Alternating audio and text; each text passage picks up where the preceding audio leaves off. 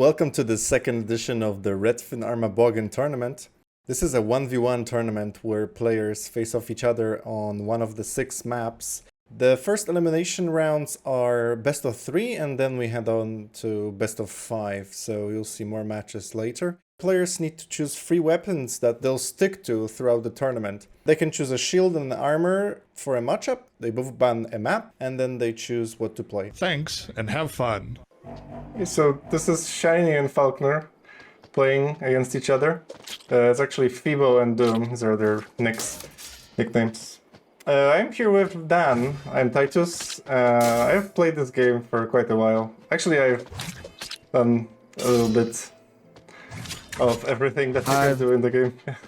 I've played and speedrun a bit, but 1v1 tournaments are new to me, so this is going to be interesting.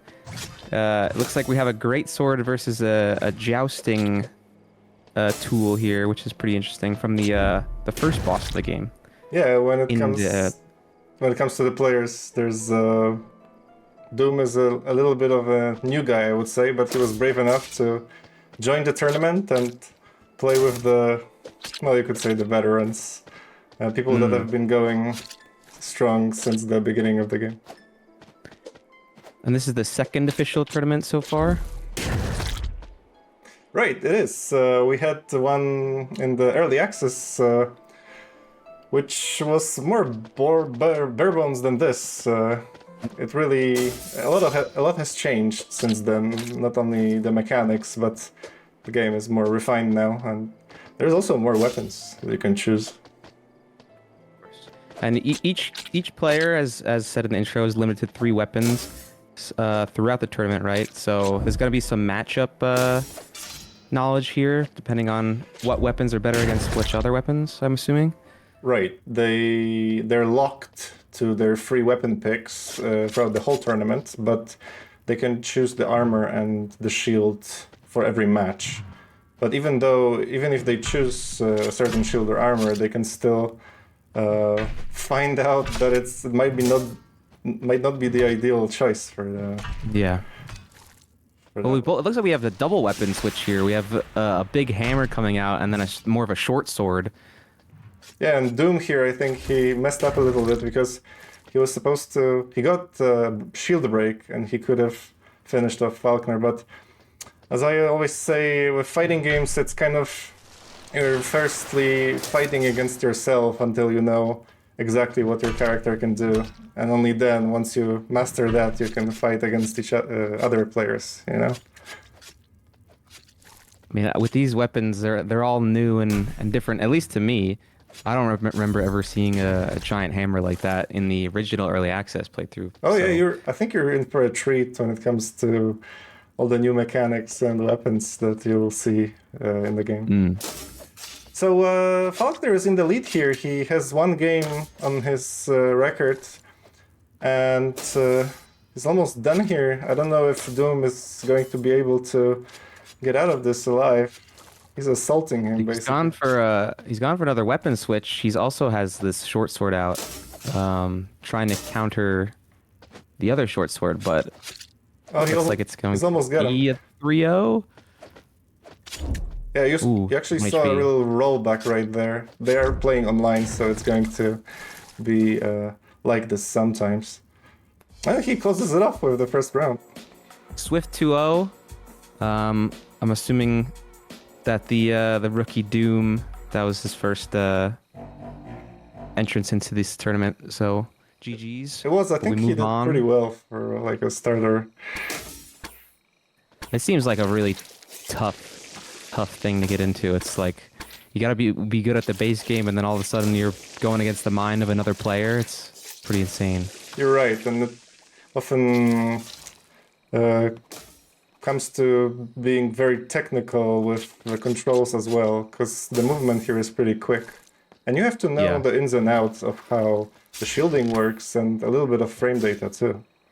And this arena has a pit of water, which slows down your movements, which is making this really funny for these guys trying to get out. Now he has him down, trapped there. Just like you saw, Percival caught the Daku here underwater, which slows you down and also increases your recovery. So he was able to do a combo which is normally not possible outside of water. It helped him make a comeback too, because he was down pretty early from this like stairs area. He's getting hit with all the blood here from the sickles. Oh, they knocked into each other midair. That was awesome. Yeah, the water really is a struggle. If you get trapped down there, you're kind of stuck. You are, and it's. I think the arena really revolves around navigating outside of water and kind of locking your opponent out of the good spots, you know? Yeah, I mean, the stairs on the right seem to be like the best place to be, like with this high ground. But these sickles, it's crazy. It's like not only is the sickles good and fast, but it's throwing blood in front of him, creating like a little area of effect damage. It is very oppressing if you get some have somebody in the corner, especially. Oh, he pulls out the daggers. Oh my god. Yeah, they Wait, both a changed their weapon. misinput. A misinput there. He just attacked into the wall and it ended up costing him because the daggers from Percival here. Oh my god, this is actually hype. All right, 2-1, Percival's up. Yeah, the sickle is from the Darkfaith Viker's boss enemy, and it takes away your health while you use it. So while this weapon is very strong, he just sacrificed all his health to equalize, trying to close it up right there, but it didn't work out. It didn't pay off though. Yeah. Did not pay off. All right, we're in game 2 here. Percival's up 1-0. He's switching to a knife and fork. Well, Yeah. Percival still has the daggers out. Serena's very constricted, so it makes for a real good rushdown scenario. They both Or have flat. very fast weapons. The Crow's Cookery and the silverware that the Daku's wearing. It deals massive damage when you catch somebody with that light string. Ooh. He parried. The guy with the bow parried there. I feel like the bow and arrow might not be the choice, but he's switching over to the flail now. While The having fork and knife some just has that crazy command grab. cross-up Yeah. possibilities that you can roll through the enemy. There's nothing else like it. Very unique weapon. Probably the strongest weapon in the game. Fork and knife or the flail? The flail, the gun flail. Yeah. Oh yeah. Because of the cross-ups and its quick, heavy attack. Mm-hmm. The Daku's doing really well here, coming back from that lost game. Yeah, it seems like the fork and knife is working out a lot better for him. It kind of looks like it has like a sort of command grab where you get like a multi-attack if you land with it. Yeah, you're right. He really has him locked down in a corner with that weapon because of how fast it is. The shield break comes Now out. we're tied 1-1 going into map 3. Looks like the flail is back out and the fork and knife is back out. So seems like Elongatio has found his stride with the fork and knife.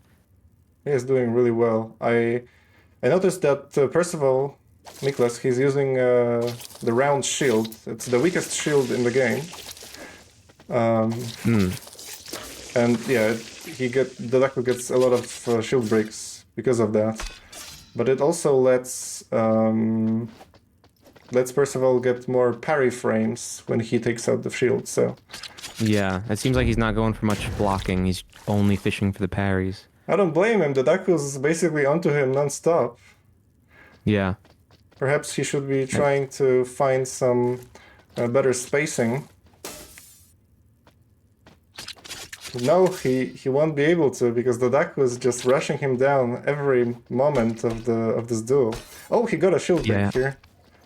You see a cross up? Ooh, he's getting some hits in. He's getting some hits. It's close. It's very down good to low pressure. HP Man, each. He Oh, actually the fork managed knife to gets steal them. it away from him. So come from behind win. He was down 1-0, and now he's up 2-1 going to the next round. And we have Gregus and Masitao, Goldstone Potman, coming up. These are infamous duo. Gregus always seems to be matched against Masitao. It's a rivalry. Yeah, I suppose so. Masitao, of course, is being known for being the most consistent player. Oh, that's a great juggle there.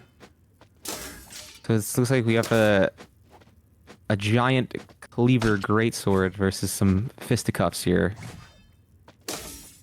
Look like he had a gun earlier too. I guess that's one of his other weapons. Yeah, I believe the Goldstone's running the fist irons, the revolver, and something else. I don't really remember. He's getting some good juggles here. But I don't know how much damage it's doing per se. It might be... It seems like it's light on damage. Oh, what a great parry. Parry there, and it's over. Wow. It's crazy that he's able to pull it out with that giant sword versus this really quick fist weapons, but I guess he's got range with it too. He does, and also because of this weapon, he gets more hyper armor when he swings, so he can contest some of those attacks from Goldstone. She's getting a lot out of this. Goldstone's unable to get out because of the giant range of the sword. Yeah, the arc completely locks him down there, obliterates him. Oh, he's got a minigun. That's crazy. He's stuck. Yeah, that gun is no joke. What an insane weapon. It just shoots a set amount of bullets, and if you get stuck in it, you're screwed. That is true, but it has a lot of delay between its actions, so if you don't hit anybody, hard to land. You basically lose advantage. Yeah, you're just stuck. Great use of it there, ramping up a lot of damage. Oh, getting some baiting, really well. Baiting on the jumps. Players can crouch, and it looks like they're charging up a jump, but they're really not. So it's 1-0 to the pot man with the big cleaver sword. Not sure about the fisticuffs. Seems like he's struggling to get impact against the big sword, but against the chain gun, he should be fine. Oh, he actually falls out of the arena. Yeah, we're playing on a new map. It's the Broken Links. There's a giant pit underneath the players, so if they fall, it's game over for them. That's unfortunate because he did have a great health advantage there, and then managed to just throw himself off the ledge. Yeah, that must have been really upsetting to him, especially so early on in this game.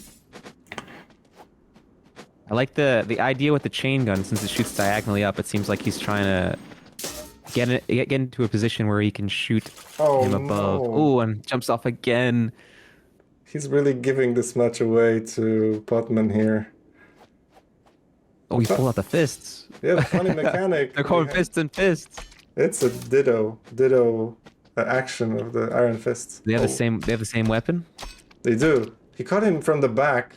That kind of doesn't let the opponent turn around when he's taking damage, so it's the ideal scenario for the fists to really drain the bar.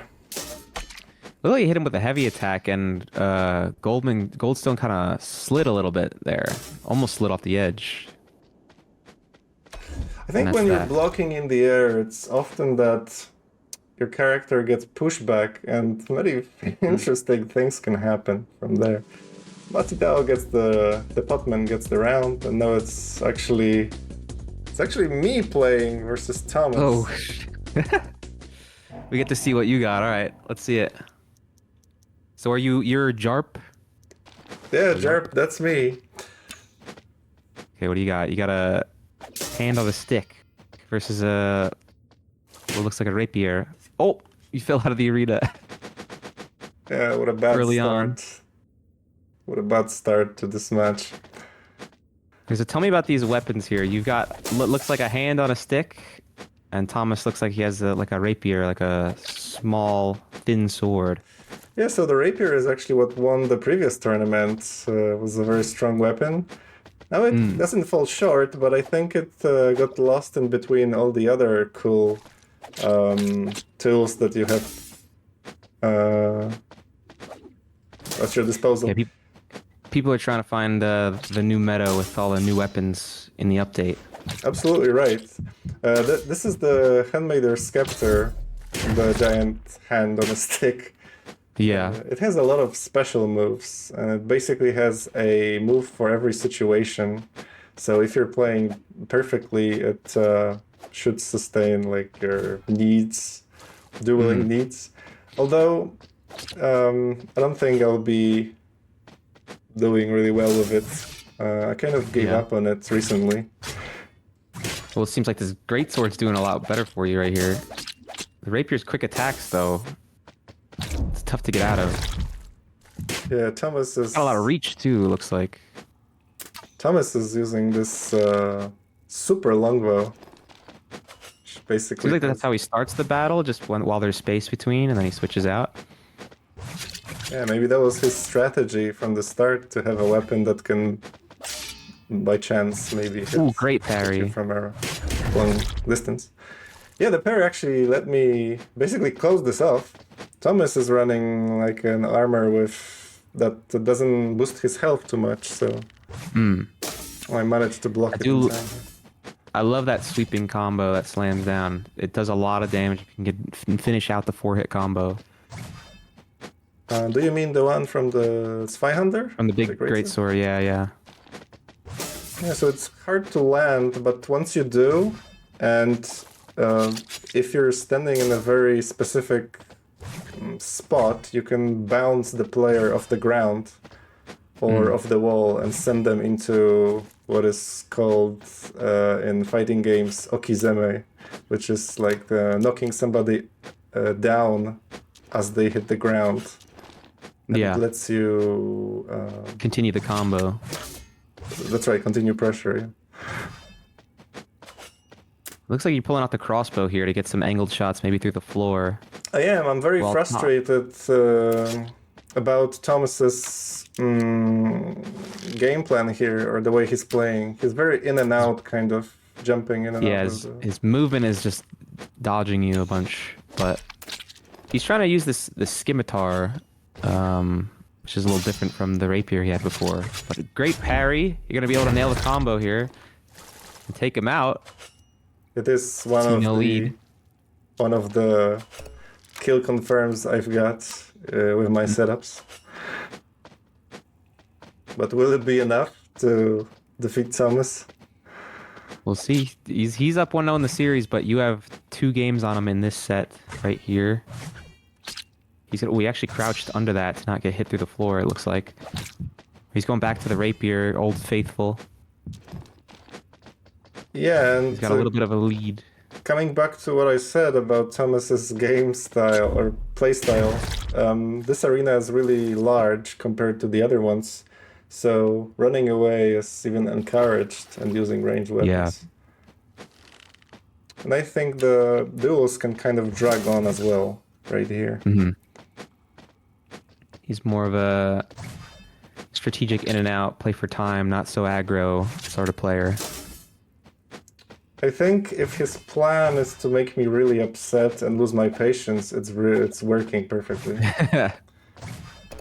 It looks like the rapier's got like a lot of stab, like forward, like lunge potential. So if he can just stay at a good distance and then poke at you, that's gonna be really frustrating to play against. Yeah, and that's exactly what he's doing, and it's working. So you cannot blame him for something that is in the game, right? Yeah. Even though I don't like it. It's a lot like it's a lot like a Marth or like a Jigglypuff in Melee, where you just keep them at arm's length and use your poke with like a back air or the Marth sword. Yeah, that's a good analogy. If anybody here played Super Mario, what is the game? The Super Smash Bros. Yeah. It's like the neutral game. He's keeping him at a distance and poking away. I was just watching Super Mario speedruns live. My friend was taking part in a race, so that kind of slipped. Nice. Oh, and it catches me in the air. And my kind of thing when it comes to the weapon setups I have. Oh, and I try to go there for like a jump under and grab. It's a command grab that goes through the shield. And I somehow win with a timed Oh, you went on time! I don't know if it's more insulting. I feel like the game is sorry for me at that point. And it's giving me a time's up against Thomas. It seems like after 100 seconds, the player with more health will win the battle. Oh, Based on time. Unfortunately, I didn't catch up to Thomas right there. Yeah, the player with more health will get the win when the time runs out. Well, I mean, if Thomas's strategy is to run away a little bit more, he needs to make sure that he's above on health, I guess. Yeah, that's true. I was saying that my strategy, my entire build, is that I can trade hits while swinging my greatsword. But the thing is, and something that I found out during the tournament, which I mean you learn from your mistakes, is that the weapons that Thomas is using are medium weapons. So their heavy attacks interrupt light attacks from heavy weapons. Oh wow. There's a lot of detail like this in this game, which makes the complexity on another level. You need a lot of weapon knowledge, mismatch knowledge. That's interesting. Right. That actually is kind of hype because it provides a lot of like depth to the combat. It does, and I was really trying hard to land those trade hits on Thomas, especially because he has lower HP compared to my tank build, sorta. And I couldn't. He kept interrupting my attacks, and it was very frustrating. I think at that point I started worrying that I'll lose to Thomas here. Thomas, of course, I don't think he played the game a lot, but I said he used to be an Nexile developer. Oh, and it just ends like this. Very Fortunate sad. Jump out. Thomas is gonna take this one 2-1. Thomas stealing that round basically, I think. I think I like what I see from Thomas with the rapier with the lunges. He's got a lot of stab. He's got a lot of movement, so he's able to get in and out of situations. But it looks like we're into round 2 here.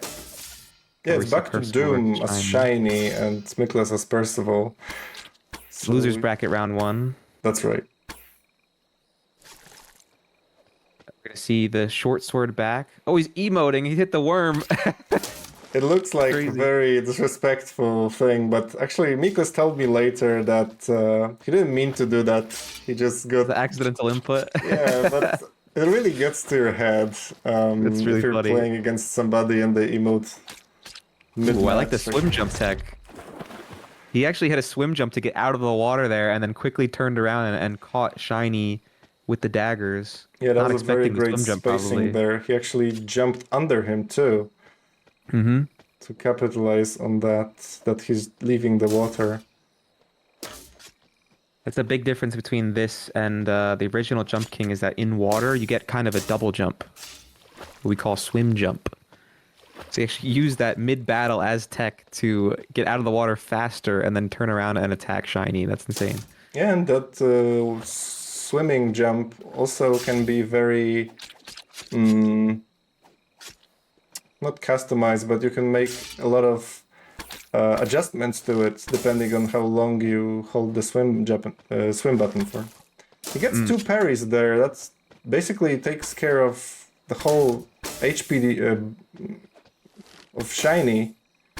Oh, and he gets him with a bow. Space bow. Looked like the second parry he switched to the bow and went for like a triple shot. When I feel like the daggers were doing really well and not letting him like get out of it. It kind of let him back into the battle with the third shot being charged for so long. He's going with the flail now. While Doom's sticking with his short sword for now. Yeah, it's working for him. Look at that. He's really racking up damage slowly, contesting those really jump-ins. I don't know, but this flail seems to be Percival's weakest option. Seems like he's found a lot more leverage with the bow and the daggers. Perhaps it is very good against larger weapons when you can contest the speed, because against this higher Spatha that Shiny is using, it doesn't win with speed or range, so it's on equal level, on equal terms. Very nice. He's gonna pick up a game there. Yeah, very nice round there from Shiny. So we have a 2-1 lead for Percival. We have a switch like to the hammer. The big lightning hammer. Oh, it's got a tornado effect too. Percival's back on the daggers. It's the advantage of small weapons against a big. You get a lot of hits in, a lot of stun potential, multi-attacks. Yeah, so on paper, technically you shouldn't lose against the dagger when you get a big hammer. Because it will always because of the reach and everything. Always poise through, yeah, the dagger actually. Percival's movement in and out seemed to be the difference there, but he's going with the flail against the hammer, this is what you were saying a second ago. The flail's really good against big weapons. Yeah, let's see if Shiny adjusts to that. Or stays with the hammer. It's just waiting patiently. Percival switched to the daggers here. Seems like he's kind of just...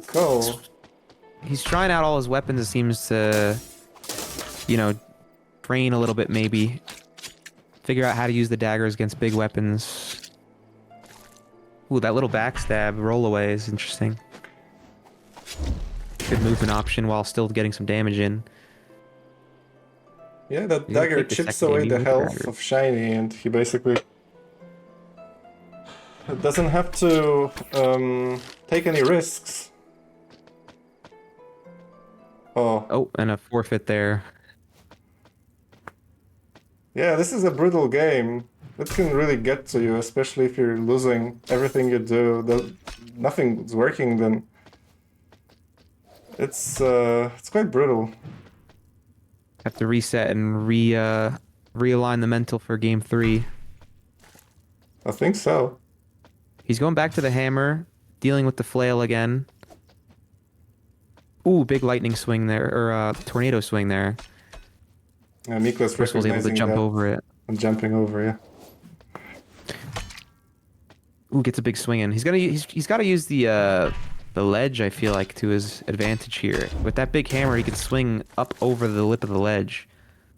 But Shiny's flail is just able to get in and under the hammer all too well. He's also got great movement. Percival's like wiliness. He just keeps jumping back and forth on either side of Shiny, so that his big weapons, when he's stuck in like the end lag of the swings, it's hard to keep up with them. You're right.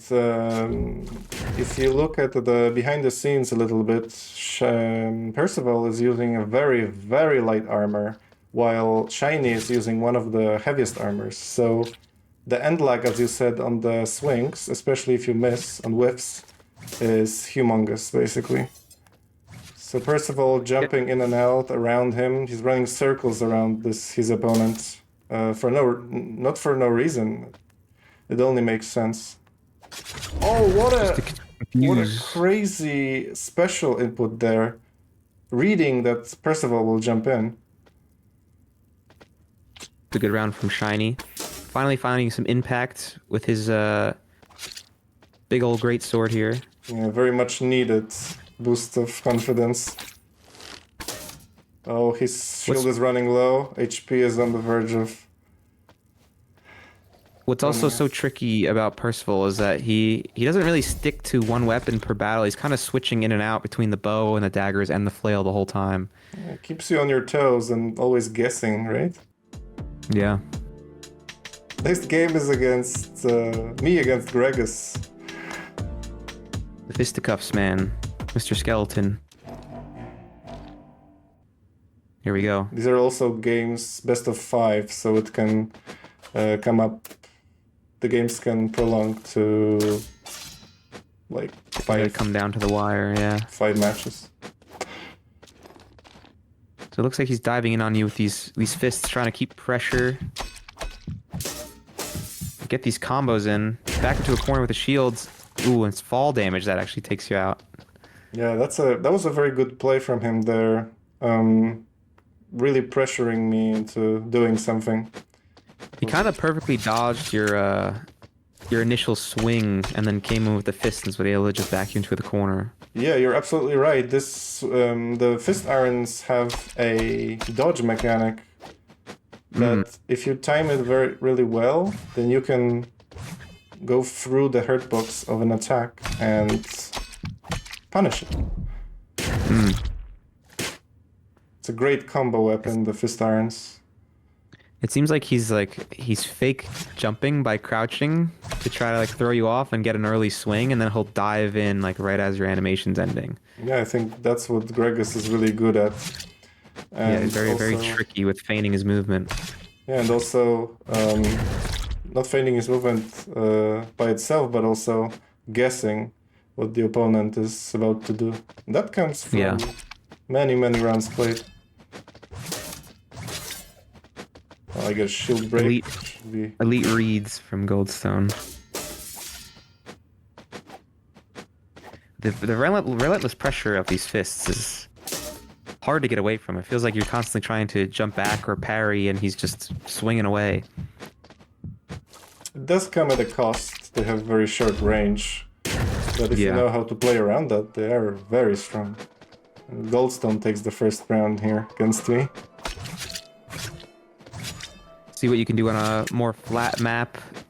Less movement-oriented, maybe. Just a little bit of back and forward spacing. Not a lot of ledges to deal with. What a great round. Which basically benefits you. You get to, You took away any chance he had of swinging with those fists, just with the long reach of the sword. Well, there's the dodge mechanic. He went right through your swing and got under you.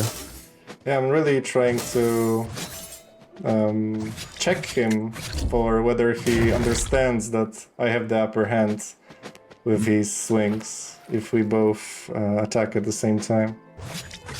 Oh, he switches to his third weapon. More of a like a pirate scimitar. I guess he's keeping with the skeleton theme here.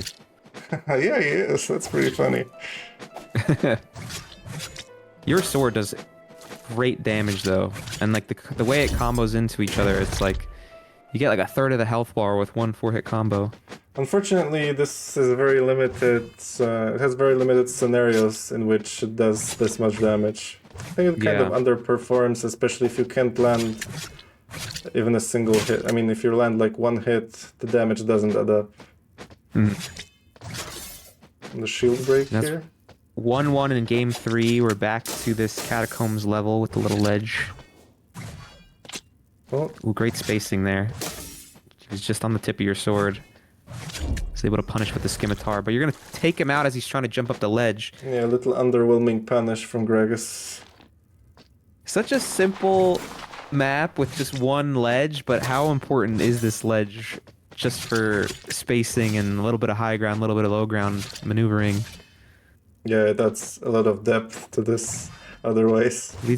Just one little step, but it adds so much depth to the fight. I am sometimes throwing swings out just to bait Gregus and see if that. Oh, he's got me to very low HP here. I'm probably gonna try to run away. He catches me in the air, but he doesn't end it right there. Oh, what a great dodge there. The dodge is insane. Trying to get back in the game, but Gregus doesn't let me.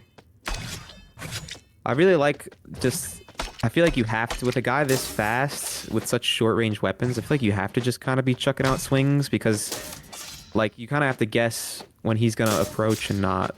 And if you're constantly swinging, like, he's not going to be able to control himself once he leaves the ground.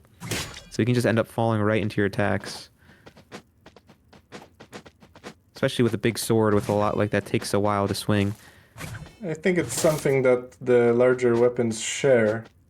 That you have to kind of predict and play a more static game than your opponent. You're trying to catch rather than aggress. That's right. I love you using this ledge here because your sword can reach up and over. So. Oh, the crossbow! I love that. You're like a Wild West cowboy. A little quick draw fire from the hip. Yeah, I gotta tell you, it feels great to land those. It's a little quick shot. So you're finding a lot of success here on this map, with this longsword. I am. I think it's also partially because of the weapons that Gregus is using. I'm just in a big advantage with my larger weapon. shield break there. This is the ideal Low HP for situation I was Goldstone. talking about, that when you do the uppercut with the sword and somebody's in the air, you send them flying, so they've got no way to close the gap. I'm trying to just hit him in the air. Trying to end it with the crossbow, but he's gonna find a shield break, get some punches in, but it's not enough damage. The long sword with the ledge. Can you find the final hit? He needs to Shield block there. He needs to do something here if he wants to get back to the game, having a little more advantage. 33 seconds left too. There's the hit. Oh, he's 1 HP. He's gonna get behind you and land a combo though. A couple blocks. Oh, neck and no. neck. A shield break. And a takes one it. final punch. Oh my, that was tense. So 2 rounds each. It's down to the final one. Who's gonna take game 3? We're gonna find out. Good parry there. Crossbow punish. Yeah, that parry lets me land 2 hits on him. I should quickly switch to another weapon. Trying to pressure you at the ledge, but you're gonna get the reload off. Good parry. Another crossbow punish. Another crossbow punish. The crossbow's putting in work for you right now. Crazy aiming there. Got you back into a corner though. He's gonna jump out and I was ready for back. this jump and ready to trade some extra HP that I had.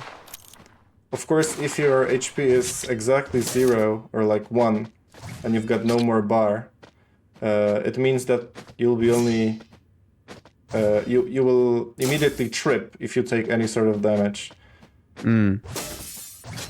So now it's 2 games to 1 to Yarp, aka tie 2s. That's me. And we're into the, what is this, like a tower map? Or I was gonna say sewers, but it doesn't feel like the sewers. Yeah, it's called the Dry Drain. Oh, is it from like the town in the middle of the initial early access version? These where you have the meeting are with all the part guys? of all of the 5 new arena maps that are available to play. Okay. And I don't know if you noticed, but we actually have a duel system in place, like a fighting style duel system. It shows you the health bars and... Oh, what a bad, Oh, an unfortunate fallout. bad folder, yeah. 1 game each though. Gregos really has to step it up if he wants to have a chance to win this matchup. Great damage there. He's gonna bring it back and take it to a new map if he wants to win this and stay in the tournament. I'm trying to bait him into jumping closer here. You're both shooting at each other with the gun and the crossbow.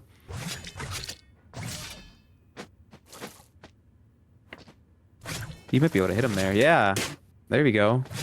Oh, Fine, cheesing him through the floor. I love it. You gotta use the arena to your advantage. Oh, he's gonna actually use the slope and there I to get slide under you. under him because of the slope.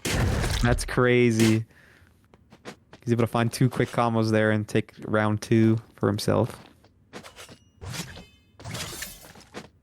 This giant sword makes it so 2 hits are enough to break a shield and give me free damage.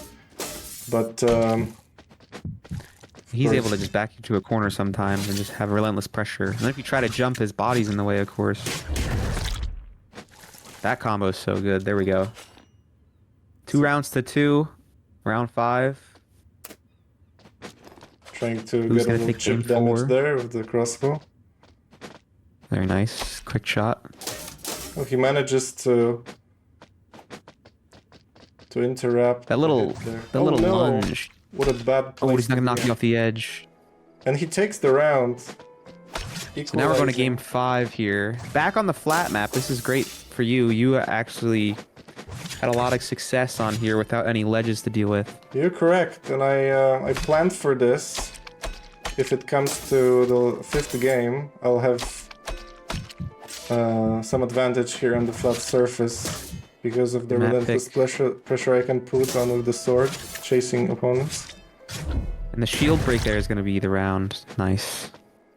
He had you back into the corner there for a bit, but the low damage of the fist is hard because you need a lot more openings per kill than a big weapon. Catch does a lot more damage. I catch him in the corner again. This is not a place Gregus wants to be right now. He should... He cannot get out of that attack chain, and he's gonna... Oh, the shield break saves him. Oh, and I actually turn around, he gets a little hit there.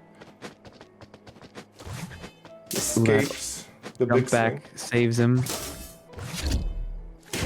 Ooh, the turnaround. Turnaround opened his back up to the sword there after blocking the first hit.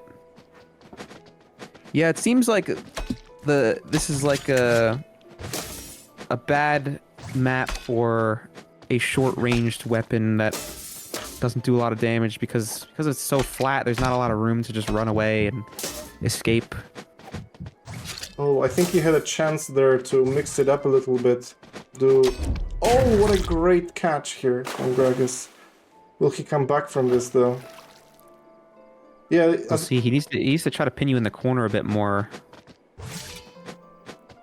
Spacing around the big sword and the end lag. It is a little bit like you've said, that the larger weapons, kind of the shutdown weapons that take away the space from you, are very good on this map. That's why many players ban this map. Because it's so simplistic and they want to avoid playing against that strategy. He also is going for openings and catching you sometimes, but because of your, like, you can't really be hit stunned that well when you're mid-attack, so you kind of just tank his initial hit and then swing through it, but... Yeah, and I think that my heavy shield there also plays a big part in being able to withstand all this combo damage from the fist. All the pressure. Yeah, we've got Dodaku, also Longatio, and Fibo as Falkner playing here. Both very good players, as you can see. They made So it we're back far. over to... This is winner's side, right? We're back over to winner's side? That's right. This is winner's side, round 2 or 3. I'm not sure. We actually skipped looking at the bracket there. It's back to So we're the gonna fast see, weapon from Dodaku, yeah. Yeah, the fork and knife and the sickles are going to come back out with all the blood. But like you said, the blood takes away from your own health, so it's tricky. We still haven't Oh, she seen... smacked into each other. Oh, that's a great recognition there from Dodaku. I think he actually knew what Push after happened. smacking in the air. Oh, and we see Fibo's, Falkner's signature weapon coming out, the meat hammer. Mmm. Oh, it swung him behind him. That was crazy. It's really hard to play against. Basically, it's the shield breaker of the weapon. Great poise like on the heavy attacks. He's gonna, yeah, he's gonna have great. He's like literally swinging through the light attacks of Dodaku. I think he realized that it's gonna be the perfect option for him against that the magic damage of sickles. Yeah. He manages to get him there in the water, but Fibo quickly escapes, knowing it's basically doom for him staying in there. Yeah, it's funny how much the water plays a big part in these battles. Oh, they're both underwater, slowly swinging at each other. Dodaku's gonna retreat and try to keep him in there, maybe with the fork and knife. This is a situation you never want to be in, because it's very hard to control, not knowing what will happen underwater. Yeah. Who has the frame rate data advantage? Dodaku trying to close it up back because he underwater. was super low HP. But will he get him there? Dodaku does have ranged weapon. He's not using it, right? It could be much better to switch to it right now. And he gets parried and shield broken and caught in the water. Now it's basically 1 HP each. He's just trying to find the final hit. He won't be able to... He gets out from there. That's crazy. Underwater slow motion. And he gets him. Finally finds the final hit. Yeah, it feels like with the fork and knife, he just started panicking and swinging, trying to find the final hit. He didn't have any time to switch weapons too, because it's not slow, but it does take a little bit of time. I feel like at one point he had him in the water. He could have switched to the sickles and maybe tried to find a ranged attack while he had like half HP. That was a very hectic moment. Sometimes it's hard to think fully logically when you're in the heat of battle. Really draining his own HP, but he manages to look how much HP Dodaku drained from himself. But he actually I don't even think he got hit, right? He was just using the blood. That's right. Very strong weapon, but it comes at a cost. Yeah. Oh, we got a shield break. I mean, if they can't hit you though, it's like it's good. There's the command grab with the fork and knife, getting a couple stabs in there.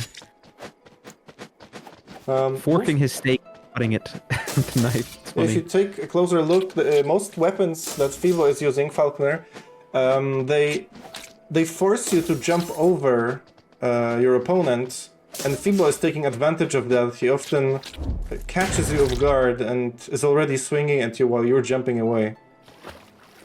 Yeah, Dodaku's kind of using these like short hops to go right over the head of Falconer and just land quick turnaround fork and knife. Oh, what a great parry. Really working well on this map. Good parry. Dodaku is also using a light armor compared to how Fibo is playing well-rounded resistance-wise and weight-wise. So armor-wise, the heavier armor you have, the more health and damage resistance it gives you, but the slower you move, the less your jumps go. That's exactly right. And you also have more delay on the end lag of the attacks of your weapons. The swing, but it also keeps the enemy in place for longer. So sometimes, if you have enough weight on your character, you can get some otherwise impossible combos with weapons. Oh, he's actually up on the ledge here. Just hanging out. Yeah, players trying to feel each other out a little bit more. Dodaku, you need to get out of there. It's the meat hammer. The meat hammer is probably great at keeping you in the corner. It's a jack of all trades. You can do anything with it. And swing through attacks to find the kill, just like right there. With the flail coming out for Dodaku. His third weapon, we haven't seen this yet. Fibo reading the jump over and... Oh, it's not gonna be the meat hammer, just beating him to a pulp. You see a shield break, so Dodaku is gonna regenerate the shield fully, because that's the mechanic. If he recovers in time. Oh, but the hammer catches him. He gets caught. So now it's 2-2 going into round 5. The blood catching him immediately, taking a lot of health there. Oh, he's missing. Like that's Dodaku's chance. He almost gets a shield break. Will he follow up on that? Fibo catches him again. The shield regenerates. Meat hammer just tanking a hit and going through. Yeah, so it's a reset right now. Both players low HP. It comes down to one combo here. One opening. What a weird... Meat hammer shield break. Sends him forward even though it hit behind him. Yeah, what a weird jump there. Now it's 1-1 going into game 3. Oh, and he catches it under the water. A lot of shield damage from the hammer. Wow. Using the blood across the gap. Just trying to space him out, use ranged. Not let him get in with the meat hammer. He actually hits through the sickle combo again. Parries out of air, knocks him back down into the water. Yeah. Now he's swinging at him in slow motion with the hammer. That was fantastic from Fibo. Yeah, it seems like this hammer is really working out for him. He said it's his signature weapon. I wonder why he wasn't using it earlier. You could call it also a 50-50 weapon because it only does one thing, but it forces you to second guess yourself. You either have to jump over or jump away, depending on what attack does Fibo use. And with its longer range and great arc, it's hard to decide. I think I feel like you need to have more of a playstyle like Thomas, where you're kind of in and out, stabbing and poking away if you want to counter this meat hammer, because trying to play it directly up is a misplay, considering how much poise it has. That would be a good matchup to see how it fares against the rapier thrusts. Yeah. He's using the stairs to stab at him down the steps. Dodaku lowers his shield mid-air and actually gets caught there by a swing. People manages to leave hit him the with the water. blood in the water, but he's able to escape. A little cheesy attack there in the air from Dodaku. Is it gonna cost him his life? No. Jumps away, catches him, he gets the kill! That's a real upset there, because I think the Falconer had the upper hand. It looked like he was just on that third step, swinging back and forth left and right, while Dodaku just jumped over him a bunch of times until he was eventually behind him, was able to land the blood magic and kill him. I think that's essentially what Dodaku's trying to do in every match that he plays. Yeah. He relies on the Just quickly speed that he moving has. around. I feel like he needs to take the fight to the stairs. I think he's trying to meet Falconer where he's at, depending on where he is in the arena, but the stairs really benefits him with these light weapons, being able to reach up and down the steps. Oh no, he catches him and he takes the game. 3-1. No, wait, he doesn't. It's 2-1. Sorry about that. 2-1. Yes. Will Dodaku come back from this? I think you're right about the stairs there. Fiba also doesn't use any ranged weapons, so Dodaku can take all the time he wants, waiting for him to jump in. The frustration of like not being able to walk off the lip, like, will just make the jumping and maneuvering of the stairs be hard, especially for a heavier character who moves slower. So he can just fire away the ranged sickles if he's using the stairs correctly, I think.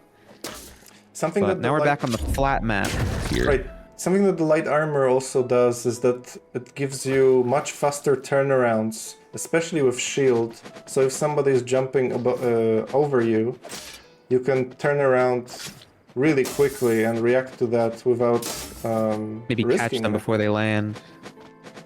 That too, yeah. Oh, a little neutral jump there from Dodaku. Trying to... Oh no. I feel like on the flat map, he's got the bigger weapon, so he's gonna have a lot more success against the quick attacks of Dodaku. But we'll see if he can pull this back. He's down 2 rounds to 0. Pulling out the fork and knife. I don't know. I feel like in a straight up flat map battle like this, the heavier poison armor just helps, and it's just constant pressure with how like closed in the flat part of the map is. I think Dodaku's a little panicking here. I think he needs to collect himself. Finds a little bit of a combo. Yeah, find the spacing and capitalize on that. Oh, he gets a hit though. Something that you might also know about, Dan, is that the initial frames you take out your shield with before the parry mechanic kicks in gives you a damage reduction. So you can reduce the damage taken in the shield by waiting until the very last moment. And we've got Masitao fighting Thomas, so our little champion from the previous tournament will be fighting the dev. So Dodaku dropping to losers, and now we're into the second winner side matchup. We're gonna see Thomas's pokey, fleeting style versus the big, giant greatsword from Potman. And Thomas is who's just finding it right now. Yeah, he's using a huge shield, and Masitao still manages to break it like it's nothing. Because the weapon is so huge. That big cleaver has got to have a lot of shield break. And he's able to find him again and take round 1. First point to Masitao here. I would be very surprised if Thomas found a way to steal away points from Masitao here, because Masitao is a very experienced player, probably... Does big damage, though, on one single poke. He's probably the favorite in this tournament. Who, Potman? Yeah, that's Masitao Potman. He hyper armors through the Rapier's attack. Oh, great damage there on Masitao. I think both players have reduced health points, so they deal more damage, but you know, are more risky sort of playstyle. I feel like Thomas has just got to find his way into this battle, get some more movement going. He fakes a ledge drop down there. Oh, and Finds the stab off. on the actual drop down. Potman is fishing for parries Sweep here. through the floor, maybe, yeah. Or parries, too. It seems like the rapier's probably got a easy parry because you know it's gonna... You know when it's gonna hit because of how much stab it has. Ooh, big swing there through the floor. Catches him. And catches the landing. I think that's the good thing about this big sword. He's got a lot of good predictions here. And Thomas He's gonna take it there with... turned the other way, so it actually gave Potman a clean kill. Knockout. Shield only comes out the way you're facing, so if you're facing the wrong way, it's a free hit at the back of the player. Oh, fakes the ledge drop down. Love that. Both players trying to wait each other out to see who makes the mistake first. Trying to get in there with the stab and get out, but he's caught by the giant great sword. Oh, Masitel's shield is running Potman. low. Oh, he's gonna get a great stab there. 62 damage on that stab. It seems like they both are just trying to stay towards the top middle, trying to keep as far away from the edge as possible. The 3-hit combo does not land the 3rd hit. Good shield there. He's on 1 HP though, Thomas. No Stab parry is from blocked. Potman. He barely Goes for a jumps jump over attack. that stab. Oh, what a great knockout there from Thomas. That forward lunge is so powerful. It literally does like a third of Potman's health at least. Oh, he's bringing out the gun. Trying to catch the movement of Thomas with the big old minigun. We've already had a funny lock in place with the chain gun, the machine gun. These matches are a lot more intricate between these two because they're both very patient, it seems. They don't just straight up rush each other down. They're playing a lot of neutral, a lot of cat and mouse. Yeah, they're also A lot not of poking and prodding. using weapons that would give them the ability to like, rush each other down. Yeah, to trap them in combos and constant pressure. A lot of missed swings from both parties here. They're just a lot of fishing for each other. Oh, he catches him in the air, getting some chip damage. Very nice minigun play. And we I see can't a believe that's a switch. thing. So funny. There's a giant minigun. Yeah, it's very goofy. He switches to fist irons. This might prove difficult for Thomas to play against if Masito catches him from the other side, because instead of a big swing from the sword, he will get a full combo on him. You know, it's incredibly noticeable that he's wearing such heavy armor because Goldman's fisticuffs were so much faster. You can just tell this guy's fisticuffs are very slow. I'm not sure how much weight does Matsuta have, Hotman, but it also the fist. I mean, the whiffs are of course slower because they give you a delay when you whiff. But, Yeah. oh, what a great aiming there from Masito, and he catches him in the air, dealing a lot of damage here. Big Thomas is gonna want to stay out of the water. Oh, With this minigun. Oh, he goes for a swing with the minigun. Yeah, I feel like you just keep him in the water here. And that's gonna be it, right? that is it. This is He's a already funny- dead, man. It's a funny stuck animation when you use the multi-hit attack from the weapon and somebody's already knocked out in the air. I guess it gives a dramatic effect, but it looks really silly. Oh, and he catches him under the water with the giant sword, of course, because it's so long. He can aim it downwards. He gets the shield break. He's not gonna be able to finish it off yet, but Thomas is running away. Oh no, he's He got catches it. him in the back. Thomas was completely flabbergasted, couldn't have run away there. I feel like Thomas needs to stay on the right side of the map. The water is just a nightmare for some matchup. He gets him with an arrow. And two arrows. So much damage. Holy, that's crazy. 2 arrows close the round for Thomas. Yeah, this should be his strat. Just bait him to the right with the arrow and then take out the rapier and fight him on dry land. Yeah, if it works, it works. The damage is there. Oh, and If he gets stuck in the water, Potman has so much stuff to count to just keep him down there, so... But the fists are actually just running right through him. And it's 1-1. We're going back to this tower map. Yeah, players can repick maps, so... I think that both players had... think they have chance of winning the game here against each other on this map. The Broken Links. Oh, what a great hit there.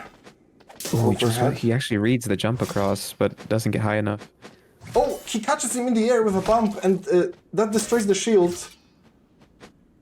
A bump in midair destroys the shield block? No, but the shield was already low, and he swung midair, and he caught him. Oh, and Thomas actually takes it away with that. That lunge attack, I swear, that lunge attack's crazy. He's got to find more of those. It's like almost half his health in one swing. Well, he found them against me when he was playing. Masitao doesn't make it so easy on him. He catches him in the air again. Finds at least 2 to the 3 hits of the combo. Oh, he manages to turn around last second there. Good blocks here, just feeling each other out. Catches him again with another jumping and knocks him off. This big sword, it looks slow, but he's Potman. No damage. It looks slow, this sword, but he's used it really well. Catches a lot of movement with it. He's very familiar, it seems. Oh, he's just missing here, trying to swing through the ledge. These are weapons that the players picked because they feel confident with them, so they will be... That's how you can tell how comfortable he is with this big sword.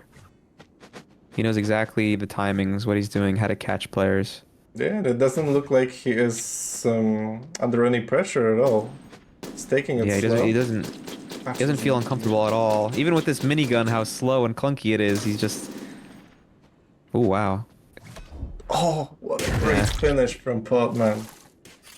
Just standing in place, doing his job's work. It just feels like it just moves in slow motion for him. Like he catches movement so well, even with the slow weapons. You're right about that. I think it comes with a lot of experience with Masitao. He's the longest running arena player that this game has. Yeah. So no wonder. He just always seems to be one step ahead. I feel like he's just watching the other players' movements a lot. Just completely anticipating a lot. Like that. He read the fake drop down from the ledge and jumped up and caught him with the fisticuffs when he was rising back up from the ledge. That's crazy. Oh, Thomas turns around there. The Potman's gonna take a 2-1 lead here. Straight in with the minigun, just gonna unload the whole clip on him. Get about half health of damage. What a great start to the round. Oh, and he gets a parry. Oh, and he gets the parry! Oh, but he can't punish, though, because the minigun's not reloaded. Man, it's too slow to do anything. That's funny. Too slow with the actual melee attack from it.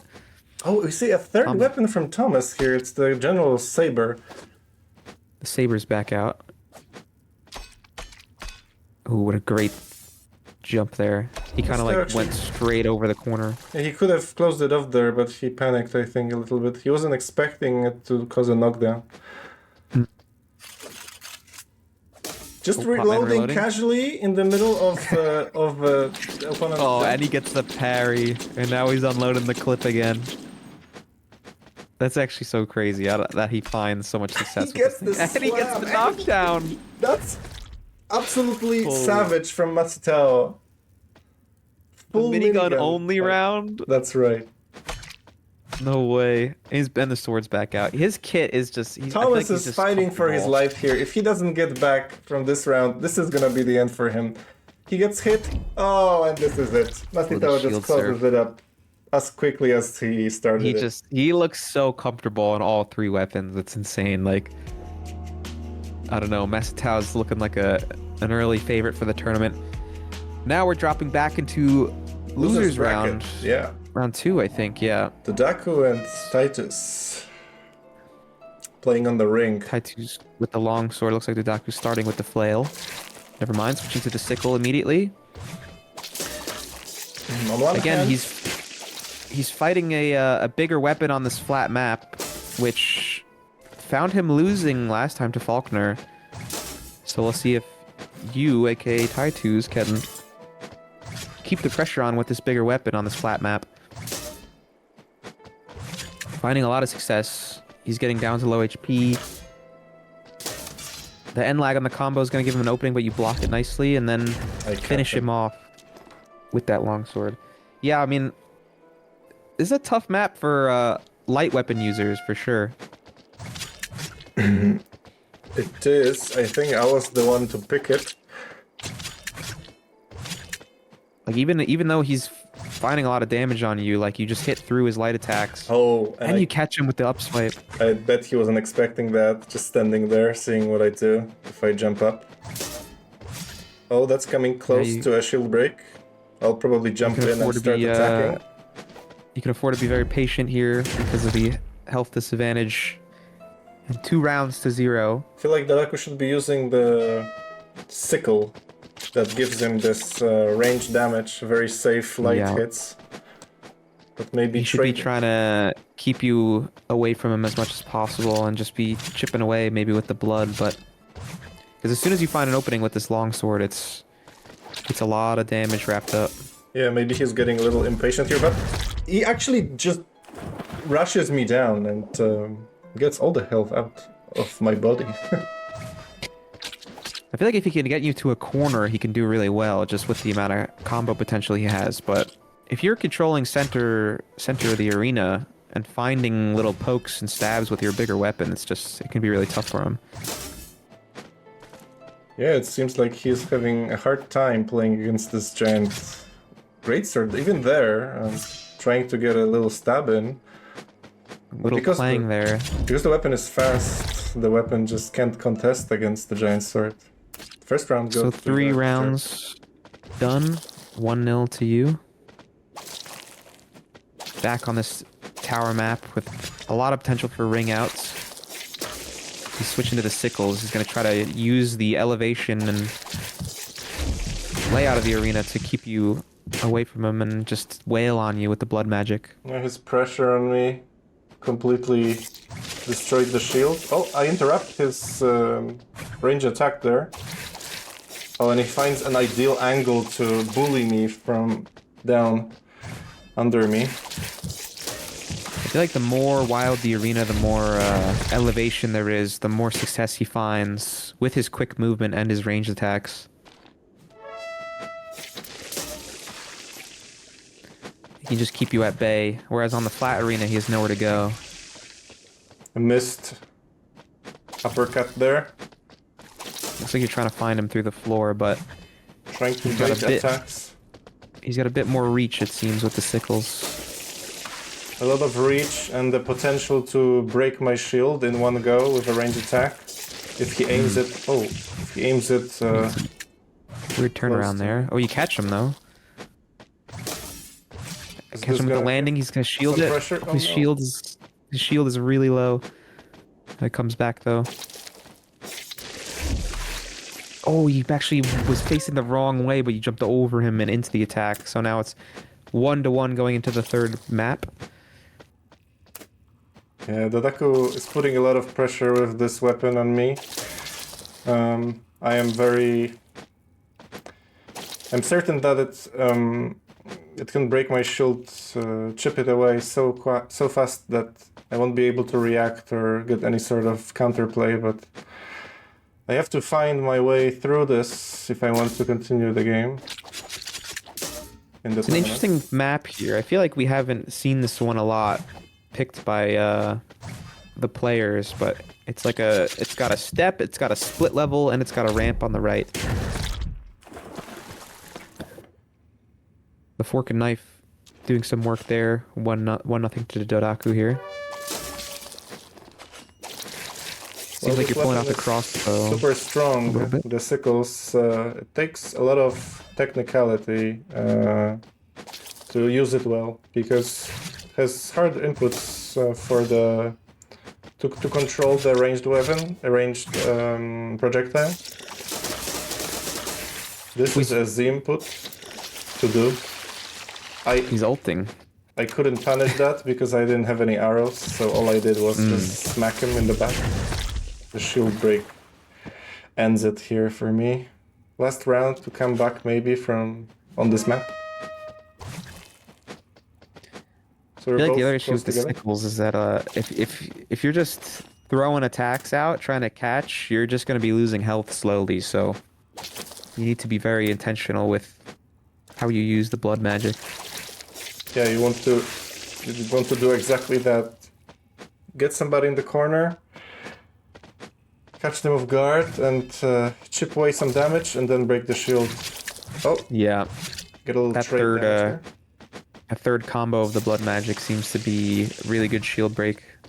He runs away from my swings again. Doing really well here. See, the moment I catch him and try to punish, he can turn around and take out the shield. That's the great thing about his lightweight build. There's nothing I can do about him missing shots. Oh! Good crossbow hit. We're back to the flat map. It seems like he's adapting mid-set to try to just stay away from you a bit more. Find openings instead of trying to just take you head on, but it's not really going to be all too possible on this map. So let's see if you can take this one and even it up and take it to a game 5. Unfortunate. Missed there. There. He actually goes to try to hit you and you tank the hit mid-swing and take him out. Intentional trade there. I actually noticed I have a little bit of health compared to his drained bar, so I would win that scenario. I get a shield break, that's gonna be a little bit of damage. A little bit of punish. Yeah, it seems like the poise really matters on this map, being able to just tank a hit and swing through it. But he's gonna back into the corner there and take a round. Gets a little bit. He gets a lot of opportunities to catch you with those light attack combos, which take away like 1/3 of your HP. They're really scary. There you go. And he got me from the back as well, so he could continue it. This is not looking good for me here. He keeps short hopping right over you, and then jumping straight back in to get that combo off. But you do take him off with a landing swing. Yeah, it's gonna be rough. Now up 2 rounds to 1. I feel like he's finding a lot of openings, but again, because of his smaller weapons, he's not doing enough damage to take you out before you can find a few openings and take him down. Yeah, despite the advantages of having more ranged and powering through the lighter attacks of Dodaku's weapons, he has a good way of racking up this damage and getting confirmed kills as well. Taking out the sickles now. Actually reaches that far. But unfortunately you block it. Not that one though, that does a lot of damage. Yep. If he can find that move, that's kind of like his last ditch effort, right? Like, if he's got a big health disadvantage. It is, but also you can basically drain half of someone's HP to equalize the game, yeah? It's not easy to input though, because it's a Z input, but the calculator told me that he's still struggling to get it consistently. was very infuriating for him during the tournament that he couldn't do exactly what he wanted. And this comes back full circle to what I was saying, that first you have to, you know, start winning against yourself and only then playing against opponents, right? That's why even with perfect inputs, sometimes you can't beat an opponent based on reads, but sometimes you're beating yourself with misinputs, so... Oh, what a great combo there from... I'm completely locking him out with that crossbow I'm using. That was my plan here, because I started having so much trouble with this quick movement that he had. And here, I'm finally on a map that I can run away on. And now I capitalize on the damage that I've done earlier. I'm gonna try to break the shield. That was a rollback, I think, so I didn't really catch him there. That should be it. No, it's not. Oh, I predict the jump over and... It seems like a little bit of mid-set adaptation from you on back on a different map. You pulled out the crossbow to kind of keep him at bay and deal with him with some ranged attacks. Yeah, that was a map that Dodaku picked. It clearly had a lot of favors, did a lot of favors to him, especially the downward damage he's been dealing. I managed to take out the shield last moment there. Okay. I'm ready for these jump overs he's doing. Oh, that's gonna be it. Swinging through the platform. Very nice. Early 2-round lead. It seems like you were only able to win on the flat map in the set, but now in game 5, taking 2 rounds early. And this is the last game map too. So whoever wins this advances the brackets. And the other player's eliminated. That's right. We both have 1 loss on our account already. Dodaku comes back with 1 game. It's 2-1. Showing why the sickles are so powerful. The crossbow's out. Trying to read a jump maybe. Back to the sword. Both players are trying to find an ideal angle to attack the other. Because even though they can get some chip damage otherwise, it doesn't lead up to anything substantial. Trade for a party there. Yeah, elevation to your advantage, it seems. Oh. He walks right under you through that. What poise to just block the first hit, walk under you while you're doing your combo, and then find you on your back. Something tells me he was absolutely ready for that. Yeah. Nobody committing here to anything. Oh, he got a lot of damage off of those hits. And now he's jumping right into the sword swings. About half health each. The sickle's finding leeway. 1 HP back into the corner. No health for Jarp. Oh, I catch him off guard. Is a shield? Oh, find him midair. Knock him out of the arena. 1 HP. It wasn't actually a shield break. I think it was a rollback. Dodaku dropped his shield after jumping over. That's what happened. Oh, wow. Very cool moment. Taitu is winning in a 1 HP game 5 scenario and staying alive. You see Gaiman as Thomas, except versus Percival, Miklas, the gunflail guy. Thomas firing away his super longbow. This might be troublesome for Miklas here, even though he's very quick. Actually, no. Miklas has this quick build that might overcome the speed of the thrusts that Thomas is using, right? Yeah, it's no heavyweights here. It's 2 lightweight, quick weapons going at each other.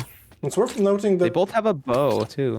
Thomas is using a really heavy shield, which I don't think Thomas is actually has a really heavy armor. Heavy build compared to Miklas. It's just that the weapon gives him the ability to thrust, so any other actions are very slow compared to that weapon attack. Well, maybe he doesn't need anything else, because he's doing great here. Health advantage for Thomas. Even though he's heavy, the weapon gives him some good movement options and good speed. Going in with a thrust again. And again, it seems like he's relying on it. Finally finds it after the 3rd try. Very nice from Thomas. Thomas is a smart player. I think he intended this to have a tanky build. And oh, he catches him with the arrow down there. The arrow that does half your Miklas turns HP. around just before Thomas lands with the thrust, giving him free damage. You hate to see that when you're playing against a quick weapon like the rapier. They're using the arena to their advantage on this top platform. The guys under are trying to jump up and get some stab damage through the floor. And two just thrust attacks taking out Percival. Dan, you were, just such a you were strong so move. right about this rapier. It's nothing to be... you have to be always ready for them. Seems like Percival has a little bit more armor than Potman did, because he's taking less damage from this thrust attack from the rapier. It's not quite like the third of health that it was against Potman. It could be that, but it could also be health balance or specific resistances against piercing damage, right? Gotcha. That makes sense. Not sure which one it is. Well, Percival has to make a miracle happen here, because he's down two rounds, and maybe that's what he needed. Will he get a comeback here in this 2-1 round game? No hit from Thomas. It's actually interesting that there's no like everyone's armor is different. There's no like meta or something that has been found for armor classes. Definitely they all have not. different combinations of armor. Something Finding another arrow there. Yeah, something that's very unique to this game, and it hasn't been worked out yet, is that none of these builds are that much better than the other. You can make everything work here if you're playing towards your advantages. To your advantage. I think that's actually a very good sign, because it makes it so that the game isn't just like figured out that one meta is better than the rest, and then everyone's just using the same thing, you know? This is a little bit true to the weapons. Some weapons are just better than others. They've got more toolkits, a bit better toolkit, or are just generally more usable in different situations, or in more situations. I feel like it just makes it so that like someone who can get really good with a goofy weapon, and then it just adds so much variety to a tournament where people are gonna be rooting for the guy with the goofy weapon because it's so much fun to watch. Absolutely, I feel the same way. This I think we already saw how the machine gun makes it. Yeah, it's definitely original a fan favorite for me, at least. It's so funny. Oh, what a funny timeout finish there with parry and a timeout. Especially considering that he's the only one that uses the minigun. It's such a goofy weapon, and he's currently in like winners finals. So quick wrap up there by Percival taking round 1. Yeah, no losses from Potman in the previous games. That was a very quick round, yeah, from Percival. He just basically got hits on Thomas. Thomas didn't block, so those hits caught him. Oh, very good spacing from Miklas. He knew exactly where Thomas was gonna land. His shield is super low. He's getting hit. That means his stamina is draining. The shield stamina. Who do you think has the advantage here? Because there's no big weapons. Both of them seem to be more lighter builds with lighter weapons, at least. I think the greatest... The flail is good here, right?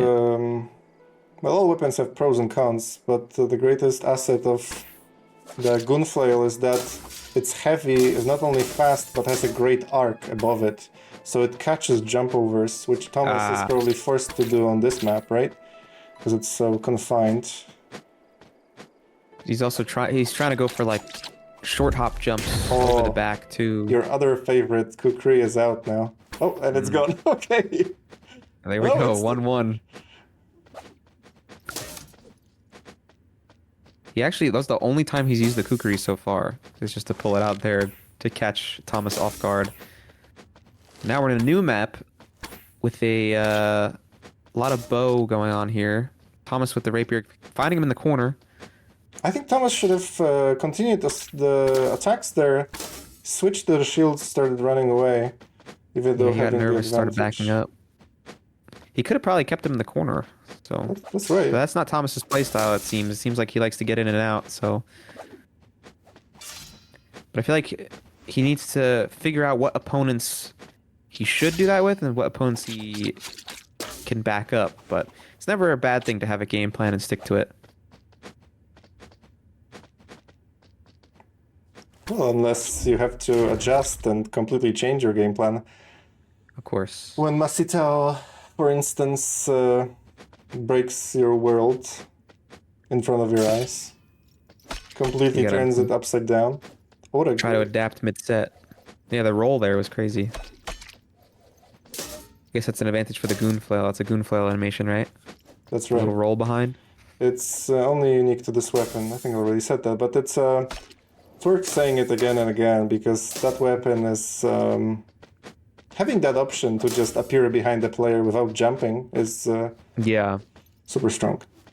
very quick animation. We can just do it over and over again. Completely throwing Thomas off guard. He's actually throwing me off guard. I'm not even playing. Oh, and he catches the jump. Very nice from Percival. Yeah, I mean Percival hasn't used this flail much against other opponents, but I think with Thomas's like very jump in, jump out play style, like the flail is just catching him a lot. There's the roll behind, but Thomas is able to escape it with the thrust of the rapier. I think it kind of breaks the rhythm for Thomas. Miklas playing with the Gunflame. And that's exactly what he wants to see. He wants to get to his head, or maybe disrupt his movement, right? The rhythm seems very important for Thomas. If he gets snapped out of it, he sometimes seems like he starts to panic. And Percival, it seems like it doesn't really bother him too much. He likes a bit of chaos. Actually, we were talking about how Thomas has this heavyweight build.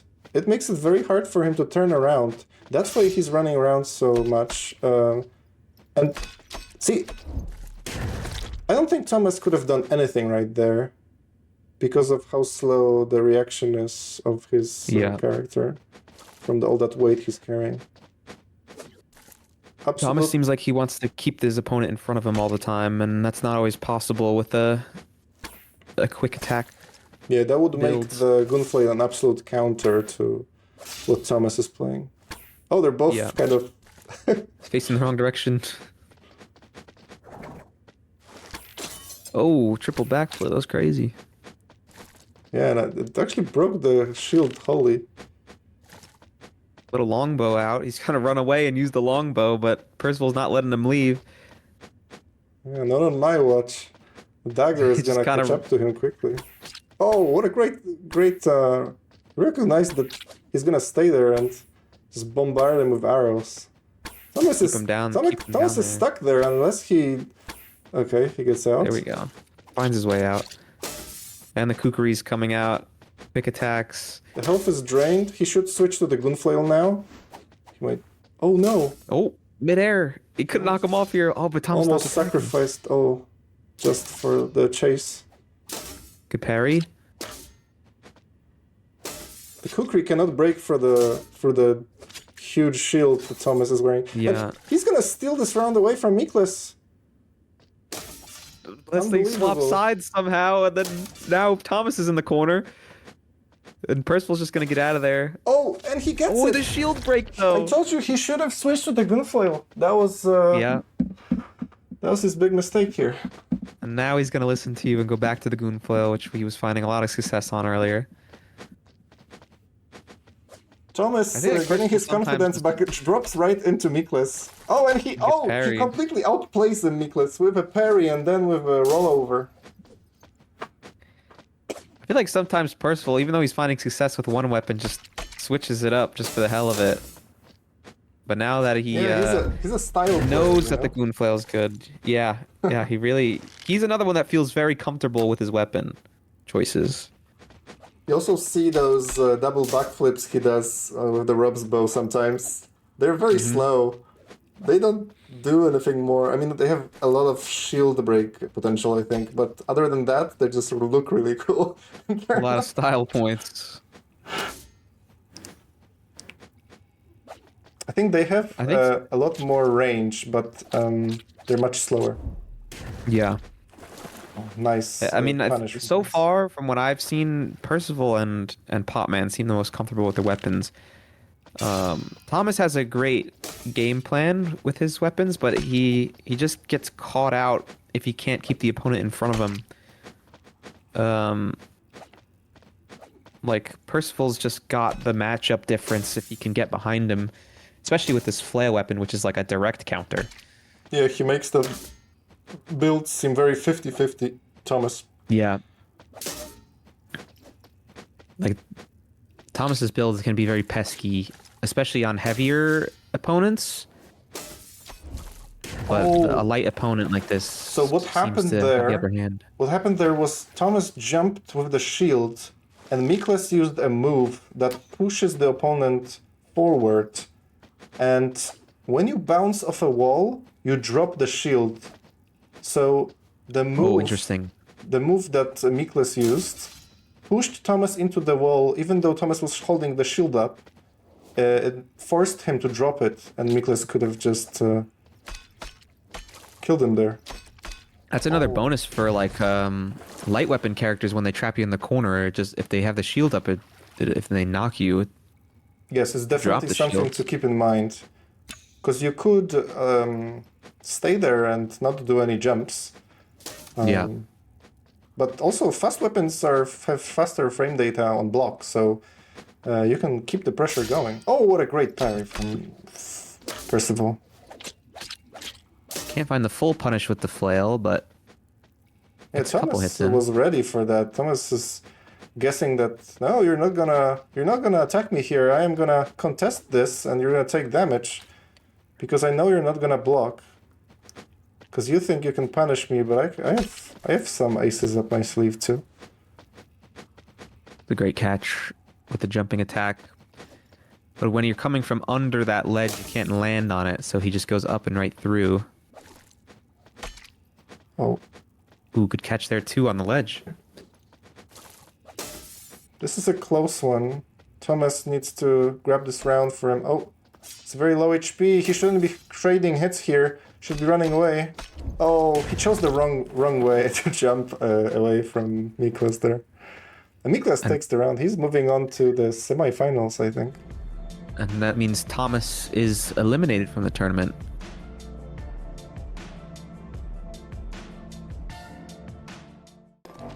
Now we go into our other loser side matchup. Well, it's Percival versus This is Tyson. our So this is previous losers round finals, winner. then, I mean. Or I guess No. semis, because you'll play Semis. the winners finals. Yeah. Actually, I'm not sure. Should I try this?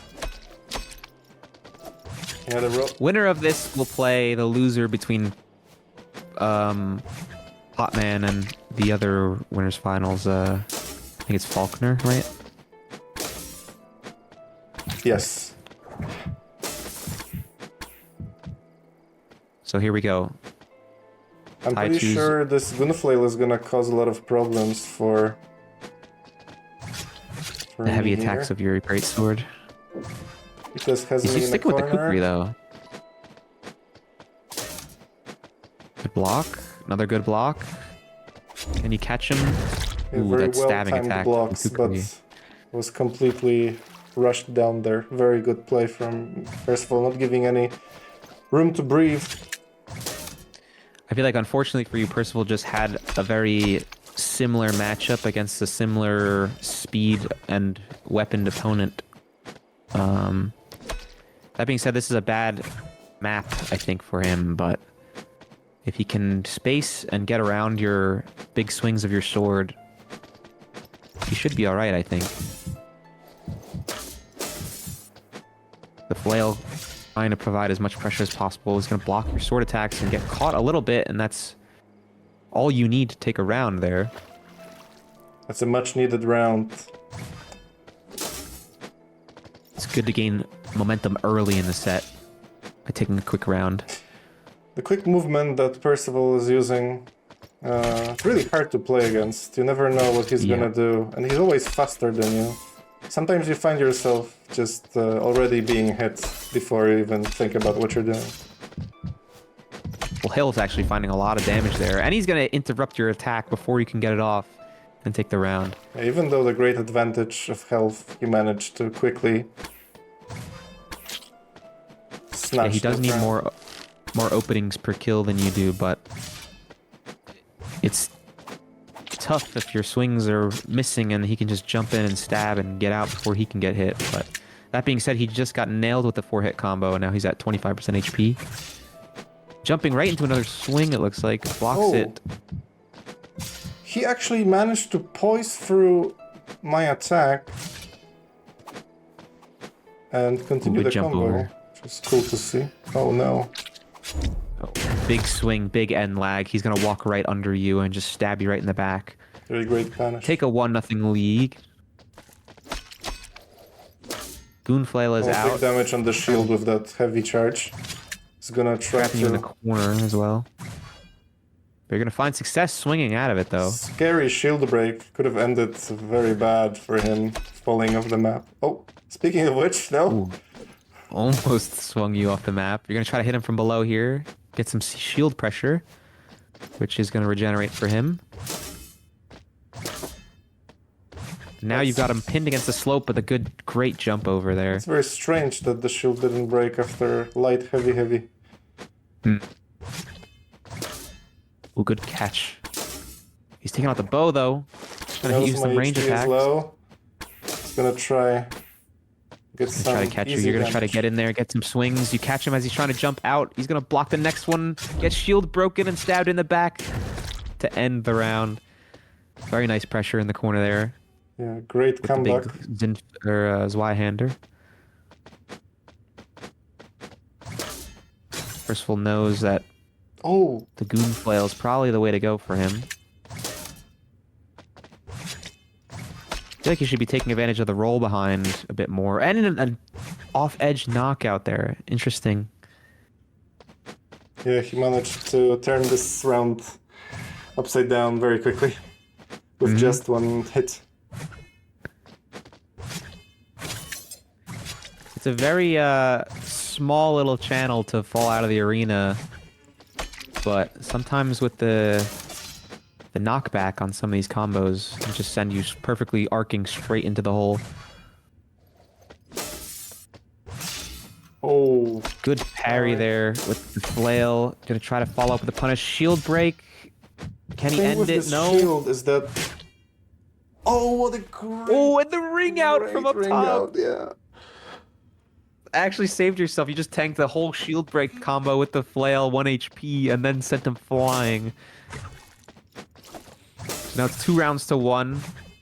2 tie 2s with the Zweihander, finding the big sweeping combo. The flail's gonna come right back. He's kind of stuck in the corner here, swinging the wrong direction and getting hit in the back with the flail to tie it up at 2 rounds apiece. Very unfortunate situation there, but you've got to be ready for this. Actually, with shield break there, I think, or some sort of stagger. Both players They're very gonna find your way out of the stubborn. corner. The rounds are looking very similar here. Yeah, not a whole lot of outplay, it seems. Just kind of relentless pressure from both. Triple arrow coming through. The third Comes one's gonna down get blocked. to how confident you feel about your build, right? Oh, and this is gonna Yeah. be it. No, he misses the arrow. 1 HP for Tai 2's gonna have him back into a corner, but he's gonna block it out. Take out the kukris, try to finish it with the quick attacks. It doesn't But end he's getting yet. caught by the sword combo. Good block there. Still 1 HP the whole time, blocking these attacks very well with the kukri. Oh, Ooh, with the lunging shield attack. doesn't regenerate Get in the time. job done. He takes the game, the match. So 2 games to 0 for Percival. now on a new map, this flatter map with the one ledge. So you'd think, And without all the tricks of running away, Percival would be at a disadvantage here. he should be, but I feel like that flail is just like, even though he's like a light character that relies on a lot of movement and quick attacks, that flail is just a really great counter for these larger weapons. So if he can find success with that, I feel like he's got like a well-rounded answer for some of the builds that normally would be good against like a quicker character. Oh, what a sad rollback there. Looked like I had him here, but he managed to walk under me.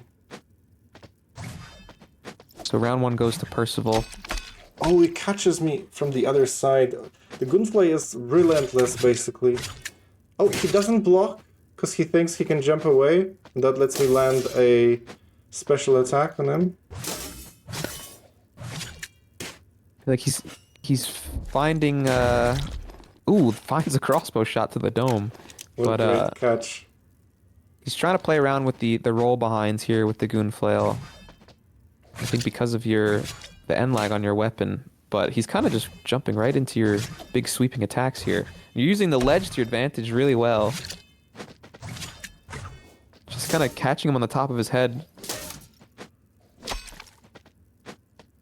Gonna push you back a little bit with the flail, but you catch him again with the sword, taking a second round.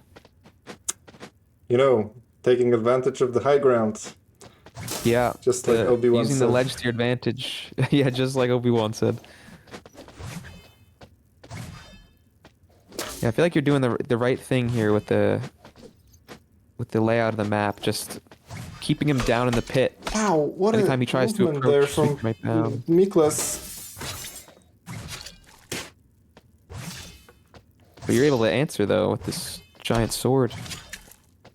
You're literally just not letting him out of the pit down here. It's really He has to change his strategy or it's not gonna work for him. It almost looks like I have it in the bag. Oh, Ooh, but he some hits. finds a great combo with the flail. Great knockdown The here. shield It's gonna break, yeah. let me continue the pressure, but no, I was too slow. Ooh, the roll behind. 2-2 here. Final round. Will Percival close this out, or will Taitus bring it to a game 4? Trying to play the high ground once again and jump down for the shield pressure. Backing him into the corner. Oh, and the massive roll. You are going to tank it though and take him out with a big sword slash. I feel like your strategy is to hold the left side of the arena and just push him back into the pit. It's working out really well. The triple bow though is going to get you low HP. And he's going to stab you in the back with the bow and take the 3-0. He set a trap to jump under me, under the ledge, and it worked out perfectly for him. And there we go. Now we're into what I think is winners finals, right? Falconer versus Masatao, Fibo Masatao. That's right. Two of the Titans are gonna clash on a really silly map where you can just fall down. We'll see how this ends up. So two of the best in terms of duels, just with their big ol' weapons, the giant cleaver greatsword and the meat hammer. The big guns, guys. Swinging away at each other. So far the cleaver's winning. Meat hammer gets a good jump in there. Can he knock him off? Oh, he just hits the brick and stays. Sitao is not gonna let him have it. He's just gonna turn around, quickly steal it from him. Almost got stolen from with the knockoff, but manages to bounce off the wall and stay in and finish him out. Oh, and a bad blunder from Falconer. Gonna lose a second round really quickly by just jumping off the edge. That's gonna make him really upset here. This is a match for the semi-final. Let's see if Falconer can regain his composure down 2 rounds now. It really sticks with you, such a mistake. It's very hard to get it out of your head and keep your cool, knowing that you just gave up 1 round.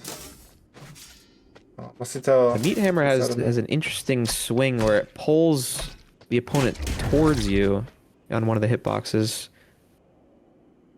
He's gonna take one round back. So now it's 2-1 for Masitao. So Masitao's weapon has a very good mechanic as well. It absolutely destroys you when it hits you. No fancy business. Mm-hmm. It's pure power. Oh, and he catches him there, jumping. Neutral jump. Masitao in a bad position here. He jumps out. Fibo trying to catch him, but the small range of the initial hit of the meat hammer doesn't let him.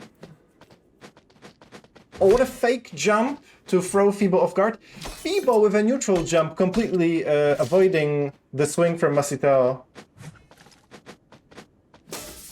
Masitao was exceptionally good at reading the jumps of Thomas last time, but it seems like Fibo has a bit... Ooh, good swing there to take him out. Fibo has good fake jumps that are kind of catching Masitao's reads and forcing him to think a little bit harder. Oh, the minigun's coming out. Especially on this map with the distance and elevation. Gonna try to shoot up the staircase. Oh, he's heading into the water trying to shoot up the staircase, but he's not quite got the angle correct. Very bad place to be in the water with the minigun. He cannot get out. Than normal. He's kind of just standing under him because he knows he can't hit him. Fibo gets enough of it. He drops down to the water. Now he's the one stuck inside. Is this gonna cost him? No, they both run away. Back to the giant cleaver. The minigun. Fibo escapes not working. The Ooh, shield good break. parry. And the shield break. Fortunately for Fibo, the giant troll iron sword cannot kill confirm from a knockdown. From a one more swing though he has it. Gonna try the minigun to end the battle, but it doesn't do the job, and now it does with the full-on clip being emptied. 1-0 to Potman. Fibo here trying to a little bit. Get back at Potman. Ooh, doesn't break the shield. He drops the shield and then elects to just swing at him with the short sword here. Perhaps that was the better option here, because if he were to have his shield broken, Masitao would be able to deal a lot more damage there. Oh, what a parry! What a parry! He breaks the shield. Oh, catches him! They're both 1 HP, but Masitao steals that round after taking a lot of early damage. And the taunt there. He hits you ever watch soccer, see the Jude Bellingham? That's what he looks like he's doing every time. That's exactly what it looks like. Emptying the clip here, gonna take a lot of health from Fibo. Falling in the water, but he's quickly out. Yeah, whenever Fibo finds himself in a spot, oh, what a great play! He heavy charged, making Masitao think he might just continue the pressure to get a shield break. Fibo got the fisticuffs out. Yeah, every time Fibo tries to, when it seems Fibo has Masitao cornered, he seems to get out of it somehow. He switches to the fist irons. Wonder why. I feel like he was having a lot of success with the sword. Oh, gets parried. The short sword of Fibo is really throwing Potman for a loop here. Now he's gonna go back to the giant great sword. Just as you said, it's the better option for him here. And I feel like this is gonna allow him to get a free hit combo because of the water slowdown again. Slows the movement of Fibo. Fibo's completely stuck underwater. He's in an awful situation here. He's gonna get hit again and again and again. And they're both in the water now, taking a swim together. Oh, he catches him landing. No can confirm from the... Oh. And the parry, and that's going to be it. What a great round from Masitao. Fibo running for his life. Game 2. Going with the fisticuffs. I feel like he, with a 2-0 lead, he's just trying out his other weapon, maybe trying to get good with it. Maybe he's a little So it's a viable frustrated third option. that he cannot get the kill confirm with the Troll Iron Sword. That could be it. Oh, so close! It's getting knocked off. Almost getting knocked off again, but it doesn't matter. He's out of health.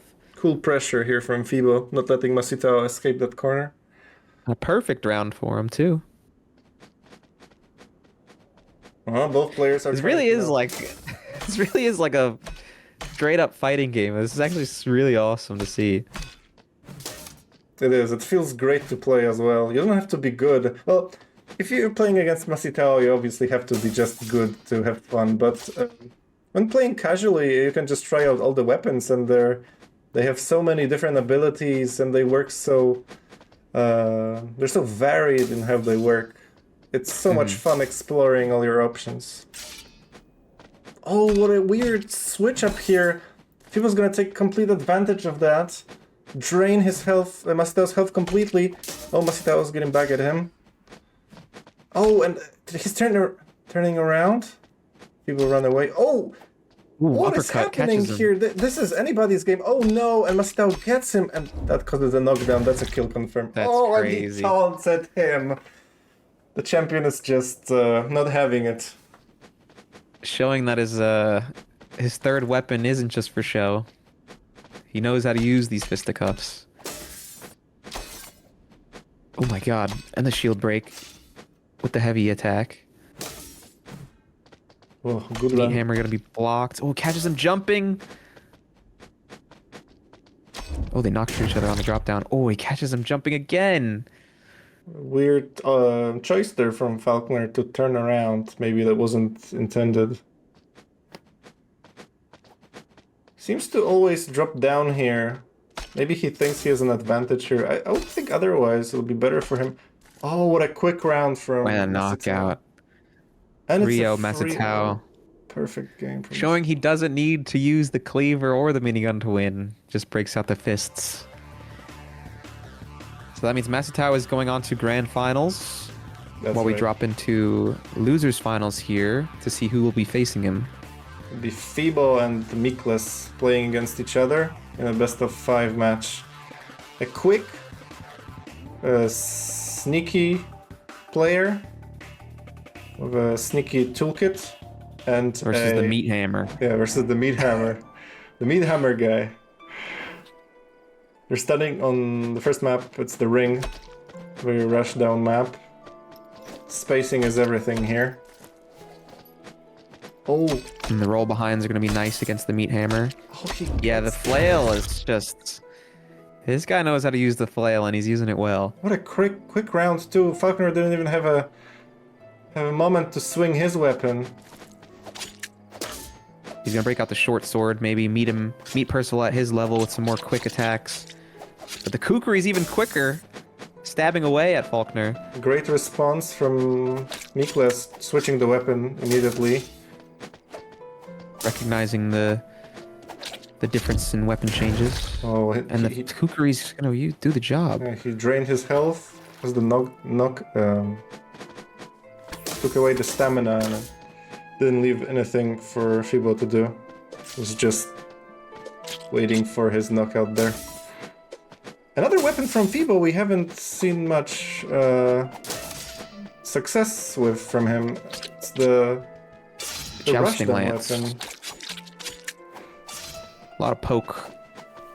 Maybe not a lot of maneuverability, though, if someone's jumping around you fast. He'll be trying to keep Miklas at a distance here, but will he succeed? I don't know. Miklas has a lot of movement speed and he's Can't very forget agile. the roll behind. On I don't the think that's a flail. good choice from Fibo.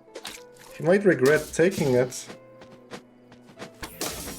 What other choice does he have Bows here? coming out. I'm not Oh, sure. he turns around. Lands with a turnaround and ends up getting caught in the back with the bow. Very strong option, this bow from Miklas, despite not being as powerful as the minigun or have as much range as the super longbow. Well, it's just because he's so fast and can get away from the opponent and keep space, he can just use the Oh. bow. Oh, actually catches him! And a Accidentally parry shoots into underwater. the wall. Percival's just absolutely going off And right now. another! And another parry underwater. And he's just staying with the bow, just shooting at him. catches him trying to jump out of the water too. Yeah, but now he's the one slowed down out underwater. He won't be able to do anything there if he was staying just above the surface. I think because of his speedy build, though, and the reach of the flail, he's can be a little bit more comfortable underwater than Fibo is. Definitely. Fibo relying on those heavy hits and shield breaks. Whoa, Whereas Percival barely can escaped get in and that. get out. Doesn't break the shield somehow. Yeah, the stairs is probably not where Percival wants to be. Look If at he can- Miklas running away the whole length of the map from the hammer. He can very easily trap him in the water is the thing, so I think he wants to be on the left side of the map, ideally. Now taking out the flail to counter the hammer, he knows what to do against each of Fibo's weapons. Fibo struggling to find any footing here. And the bow is just gonna catch him midair and take him out. Good switch there from Percival.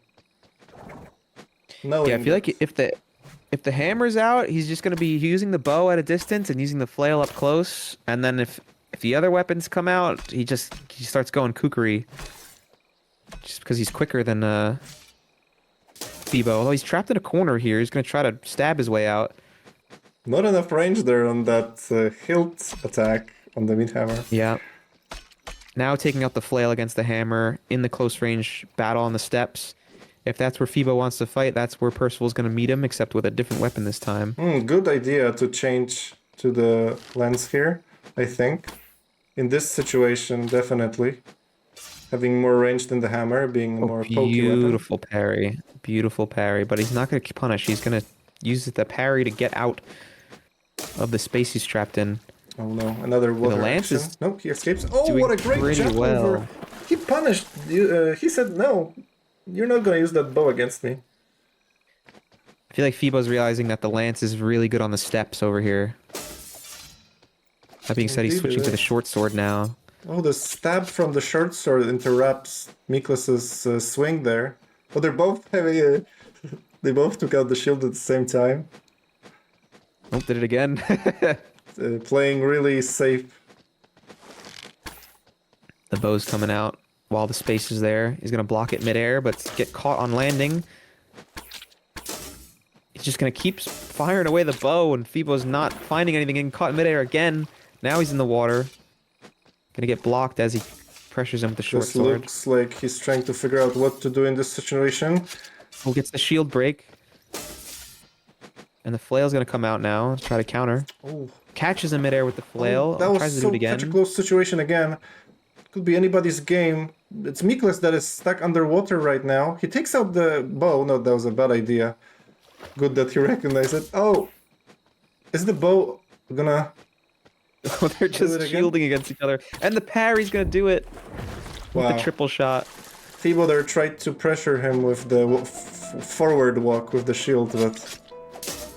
There's a lot of just shield on shield out, just staring at each other, and both players a little bit scared, I think, to get parried and lose the opening. But now we're onto the arena map. Very flat.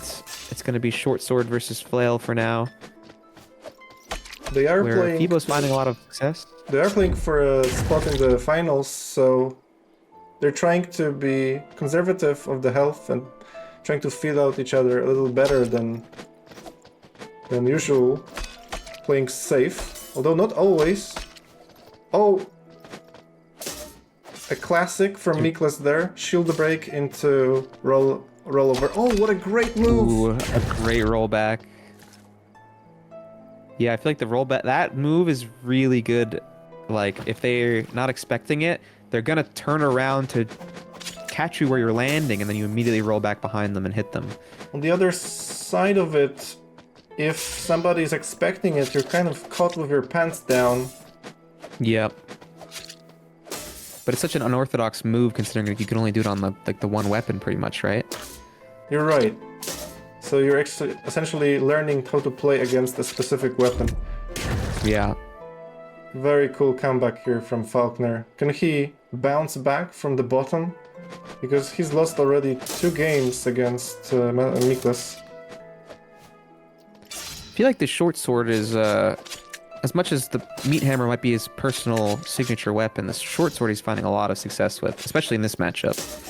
Ooh, the rollback again. He gets caught mid-rollback, interestingly enough, but... Oh, heavy charge. Still finds a way through the... And the shield break. This is gonna cause a lot of damage. Is this gonna be it? No, Fibo actually finds a moment there to get back at Niklas. Claws back a game, and now we're in map 4 here. A lot of space in this arena. Probably going to benefit Percival more than Faulkner or Fibo.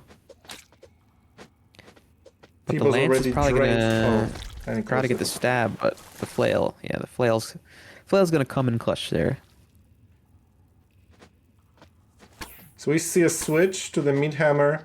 This is gonna be a very tough match for Fibo on this map.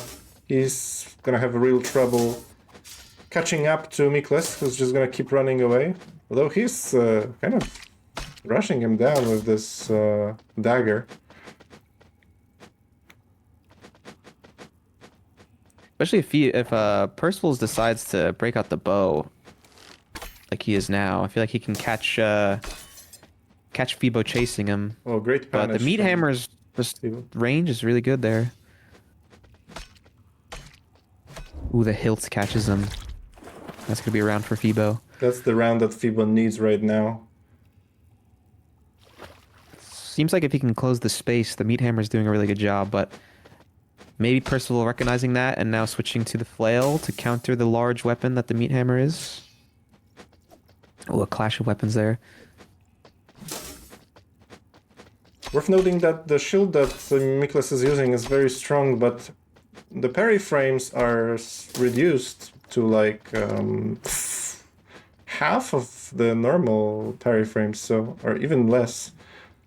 So it's very hard to get a parry on it. Seems like he's not fishing for parries too much. I think his game plan is more to be a lightweight character with a lot of pressure, and the strong shield's meant to block in a place of panic instead of going for direct parries. I see that sometimes the parries just fly in despite him not specifically playing to get them, right? But yeah. It is something to consider when picking a shield. Previously, Miklas was using lighter shields. Now he's using quite a heavy shield compared to the other ones. I think that's because of the meat hammer choice from Fibo, right? It lets him have some counterplay after taking hit on the shield, because otherwise it will be a shield break after shield break. Fibo down to low HP here. Just one more combo for Percival to even this map up. Doesn't want to get back into the corner by the meat hammer. Gonna block 2 more hits. Get caught in the air though. Fibo's gonna nicely block, but get caught jumping. Now it's 2 rounds apiece. Going to round 5. Fibo's trying Percival to could close this out. Close the distance as quickly as possible. Oh, he catches him again with a light combo. Mika's trying to swing at Fibo, but he contests, and he's already got him down to a single light heavy. The shield break with the flail coming back out now. Gets caught a little bit. Now he's down to 1 HP. Double roll through. Catches a little bit with the flail, but not enough, and that's going to be it. Fibo's going to even this up and take it to a game 5. Same map.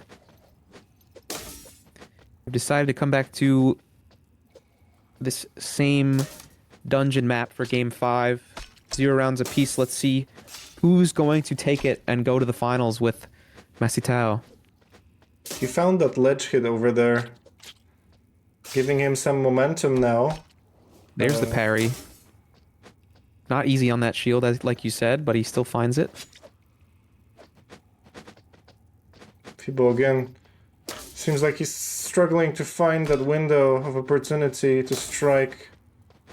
Nicholas doesn't let him land any hits. Oh, he gets a shield break. That's gonna be it. That's gonna be a round for Fibo. And will he carry this forward from now on? This is what we wish. I feel like him. Percival is too committed to switching to his other weapons. I feel like if he sticks with the flail and just sticks to the fundamentals of fighting with that, he'll have a lot more success. I think you're Seems right. like what he's doing now. If people recognize the pattern there and jump back, oh, but it's not gonna be enough. Percival just closes it up with another round for him. I feel like regardless of what weapon Fibo has, the flail is just the best option here for Percival. Oh, his shield is taking too many hits. This is gonna be a break. Fibo's got him in the corner right where he wants him. Oh, he gets Relentless away. pressure from the meat hammer. And he's gonna block the flail's attack. Fake drop down there. Fibo doing a really good job of taking away the stray hits from the flail. Ooh, and gets caught mid-roll through. I think he completely read him there. And he gets a perfect match too. Yeah, that was a great round from Fibo. Yeah, Fibo really just had relentless pressure with the hammer that round. Oh, and a shield break with the flail. He really wants to get through into the grand finals here. He's fighting Catches for and his jumping. life, basically. Fibo low HP, a great opening to the round It for seemed like he had a startup, Percival. but it didn't end up happening. Oh, well, great spacing from Fibo. Oh, but he doesn't continue the attack chain. It's gonna cost him. the attack breaks, sends him flying. Oh, 1 HP for Fibo, gets backwards. caught jumping with the flail. And now we're in round 5 of game 5. Winner goes to grand finals. Who's gonna do it? Percival's light build with the flail, They're or really the trying meat to hammer find that of Fibo? one little spot to jump in. That moment when the opponent is swinging at nothing. Oh, and the shield break And happens. the shield break. The good ledge drop down with the flail to get right in Fibo's face really quickly. And it's happening so fast too. Fibo has to really bait an attack here, or it's gonna be it for him. And Percival finishes it out with the quick attack of the flail. I feel like he switched to the bow and just kept Fibo away, which caused Fibo to retreat and allow Percival to rush him down quickly and find an opening while he was expecting him to stay in the corner with the bow. But now we have grand finals where it's Masatao and his giant cleaver. Grand versus finals, Percival baby. And his little flail. Look at that frog go. These highlights. So interesting. A lot of good plays there between both That was, players. I mean, that was an intense matchup. Game 5, round 5, where Percival was up 2-0 and Fibo brought it back. But All right, so it is Podman versus Percival. The last match of the tournament. Who's gonna take it all? Who's gonna take it home? And claim the title of the Redfin Armaboggin champion? Is it gonna be the defender of the title, Masitao, or Miklas? The newly found So- talent. the format for the grand finals is a best of 9, which I believe means first to 5 games won. Yes. So a lot of opportunity for the two of these guys to outplay and learn from each other and adapt mid-set. Yes, this is really about who can endure for the longest. Masitao kind of not knowing how to approach his opponent yet. Getting hit here and there. Shield break. They're both trying to find the right place to be compared to where their opponent is standing. I feel like Masatao knows that the high ground on the sledge is important for him, especially with his big weapon with the big reach. I think a mistake there. I don't think he meant to actually jump below the ledge. That's gonna Falls cost right him. into Percival's bow, yeah, and loses the round there. Percival with an early 2-0 round lead. Now the fisticuffs are going to come out for Masatao. I think Masitao immediately, after those 2 rounds, recognized that this giant weapon is gonna be too slow to deal with Percival. I'll be surprised At least if he on comes this back to map. it. Yeah. Maybe on some of the other maps with more elevation, it'll be better for him. But on this map, the fisticuffs are coming out against the Kukuri here. Good use of the ledge there. Masito bonked his opponent upwards. Both sort of low HP here. He's going to switch to the bow, find a shot in the back there. Now it's going to get blocked. Instead of falling back, so his shield regenerates. He's safer this way. Oh! Now pulling out the minigun, which catches him. Oh my god. Hasn't used the minigun yet in this set. The moment he takes it out, he basically... He's won. And later it really gets you, you know? You think, oh no, he's using the minigun. I have to watch myself. And before you know it, you're already dead. It seems like something that would be so slow and have such a game plan to go around, but it's actually the way he wields it, the way he aims it is so good. He just knows the angles to catch you.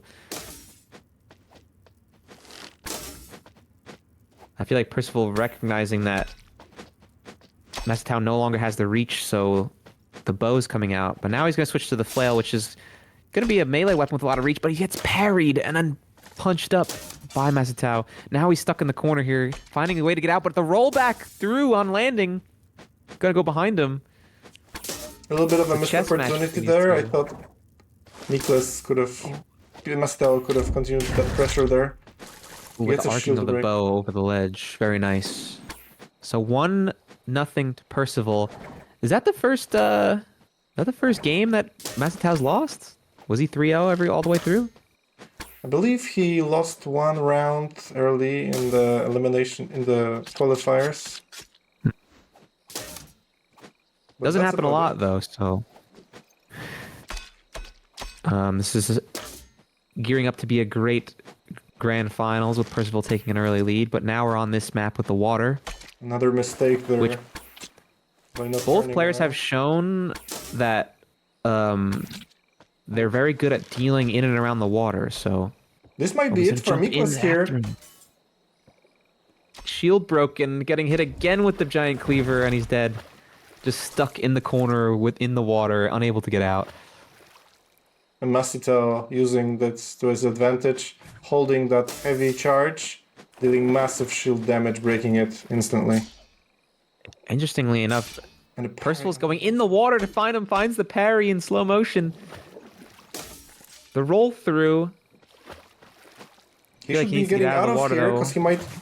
Yeah. Oh, he tries to go for the swim jump. And he prolongs his water jump so he doesn't get hit. Giant swing of the cleaver. Ooh, the giant the bow charge shot. Oh, he tried to contest the iron sword. Uh-oh. He might be stuck here in the water. He doesn't want to get caught in the corner again like last round. Neutral jump. Neutral jump. You gotta get out of the water, Percival. It's not the move. Oh, he gets actually hit out of the water by the sword. It's really struggling to find a moment to attack Masito, which shouldn't be happening. He'll get a very long weapon. They're both just standing in front of each other, pulling out the shields, scared of each other's attack. Oh, the minigun's out. Oh, he just bounces off the wall straight into it and just gets his head taken off. It's exactly what happened to Thomas a couple rounds back, couple matches back. He just keeps the minigun away, and then right at the end of the battle, just pulls it out. Shield break. Finally, something happening in favor for Miklas. The parry is crucial. Back. Drops him into the water. Needs to get out, not the minigun. Ooh, the minigun is going to keep him locked away. Oh, it's just perfectly out of range. He tries his luck again. He's got him. He's gonna run out of ammunition, so that... Oh, catches him landing, though, with the giant cleaver, and now he's just taking damage. Low HP. Gonna jump in with the bow, interesting. Tries his just luck. Gonna back up with the minigun, trying to find him jumping towards him. Parries. Kukuris him in the corner. How did that Gonna take out the fisticuffs and block and roll around. Oh, what is going on? Hoodbomer takes it anyway. What an insane trades of blows there in the corner. Now we're on to map 3. Back in this sort of. I bet this is like the Bog Church basement, right? Sort of modeled after. Seems like. Bocthithia Sanctum, the arena is called. Yeah, it is. It has this giant cup of womanly portrayal. Oh yeah, it's like the old statue they found in like what is it, the Indus or Venus Mesopotamia or of something? Willendorf. Yes, dude, history. Let's go. I remember that stuff. Round 1 taken by Percival. He's gonna have the bow out, trying to just keep Masatao away. Masatao's trying to rush him down with the fists. I feel like the fists keep him very quick, so when he's going up against the ranged attack, he can just get in and get right on top of him without end lag and stuff. Yeah, Masatao not their shots, committing to maybe. any hits. He's just jumping back and forth, trying to catch Percival whiffing an attack and then striking. And that's exactly what he does. From behind, he gets a couple hits going, and he's continuing them into the corner. He's got him where he wants him. Not too much damage, and Percival's still got a lead here on health. Now the Good punches are charge coming in, attack kinda there. evens it up, but now Masatao has the lead and catches him again. Great heavy hits from Masatao. They're very, they come out really fast, you're not expecting them. Oh! Flail coming out, I feel like, for the first time in a while. Will it be enough to match the speed of the fists? Damage reduction there from a good block from Masatao, waiting it out. Taking the bow out now with the space. Oh, he's chasing him. He's gonna... Hey, he's running away for his life. He's got him in the corner. Goes for the He's still full hop. And actually, he gets a lot of damage from that bow there. Masatao not being able to capitalize on what he started. Both went out the shield, going for the lunging with the kukri. I feel like he was short hopping away, and Masatao just full hopped and closed the space entirely. It was crazy. Percival still has the health lead though. Just needs to find 1 or 2 more hits, maybe 1 combo to finish this out. Masatao very confident. He's not attacking without purpose. Just looking for an opportunity to... The jump back midair shield's crazy. Oh, and what a He just charges. perfectly charged dodge attack. Charges it early and catches him landing. Masatao's very good at just reading where the opponent's gonna land and where they're gonna jump to. That's what makes him such a fearful opponent. Yeah, he's always 1 step ahead movement wise. Almost doesn't matter what weapon he's using, whether it's short range fisticuffs or his terrifying play giant from cleaver. Nicholas here. But coming back to Masatao, you really start second guessing yourself when you're playing against him, because he knows what you're gonna do. But do you know what you're gonna do? Yeah. Good block there. The giant cleaver being switched to instead of the fists this time. Now the bow's coming out. Still backs out from that situation because it wasn't ideal. He's thinking what to do. Thinking the minigun can He close likes this the idea of out for having him. range damage. Percival back into a corner. Gonna get shield broken and dying. Now it's 2-1 to Masatao. He really had his... Oh, what a great hit on Ooh, the the neutral jump. charge. He really had The his charge composure spear. there in that turnaround situation. He wasn't going anywhere. It was his advantage, so he doesn't have to stress about it. And he had the shield down to like 1 hit. Back on this map with the ledge. Yeah, last time he lost with the Troll Iron Sword here. So we might see a switch to a... Oh, we get shield break. Was shield broke with the charge attack. I just feel like Masatao knows that taking control of the left side of the map and having that like opportunity to knock your opponent down into the pit and control the high ground is so important. I feel like his reads and his movement are getting better as this set goes on. Like he's getting even better spacing and better Absolutely punishes right. and catches. Last time we already saw Masita on this map. The We shield. saw him take a lot of damage, and 2 rounds went to Percival, but right now it's looking good for him. He's still sticking to that giant slab of iron. That being said, maybe this is Percival's map because he did take round 1. And he is finding a lot of openings with the flail. Like, look at that. Just jumping at him and lunging and charging the attack over and over. We might see a switch from weapons from Masita. It has worked for him before. Why doesn't he do it again? Oh, and a shield break. Maybe he's too confident for his own good here. With this this little ledge of elevation, I feel like the minigun could do really well for him. That being said, he is getting some hits backing him into a corner. Causing Percival to retreat. Oh, and a quick switch during the jump. That was great. It caught me off guard. Came down stabbing with the lunge. Oh, we see your favorite Now the weapon. miniguns. Now we're seeing the minigun coming out. See, I feel like with the ledge, if he just has to fire it up or down, it could do really well for him. Oh, he's gonna block the arrow. Oh, and he found him, but he misaimed. Huge damage wasted away. Oh, he got him anyway. That's gonna be it, no? Oh. No, because of the heavy shield. Oh, but he caught him anyway. Now it's it. Lever. First of all, just completely broken down by that situation. I don't think he... It's only 1 round. Percival's got a 2-1 lead here. He still just needs to find 1 more game to even up at 2-2.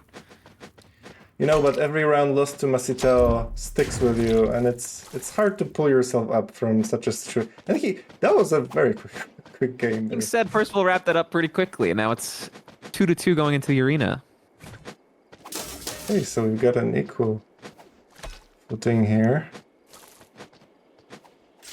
I really feel like I don't think Masita should be playing I identify really well with the lightweight weapons of Percival. I feel like if I were to hop into some duels, I'd be using some light attack weapons. Have Are more you of a a quicker very build. technical player? I know that you like I would hard games. try to be. Yeah. Challenges, yeah. Well, that would be... I mean, it's very stimulating, pressing a lot of buttons. Mm-hmm. But, yeah, I mean, the kukri is a super technical weapon. I don't think Miklas is playing it really well either. It has a lot of potential. I mean, he's doing a great job, but the skill ceiling with the kukri is huge. Oh, catches him. I think I really like this flail. I like the mechanic of the roll throughs. Mm-hmm. Really adds for some interesting mix-up potential. So you like weapons that when he have pulls one off, a certain caveat to them, right? Or not caveat. Maybe a little bit. A certain like. I think my weapons of choice when I played this game were I used the balding stars, and then during the speed run that translated really well to Dawn's fly swatters. So weapons that have a lot of moves to utilize. Yeah, I did really enjoy my playthrough using the balding stars, even though it's more of an unorthodox weapon. Usually you're gonna use like a great sword or something like that. Back to a corner here. The fisticuffs are out. Trying to challenge the quick weapons. Absolutely not backing down. Even though his health is so low, he drains an entire bar from Percival. And takes He had him back into the corner, and he knew he had the advantage. He just had to keep swinging.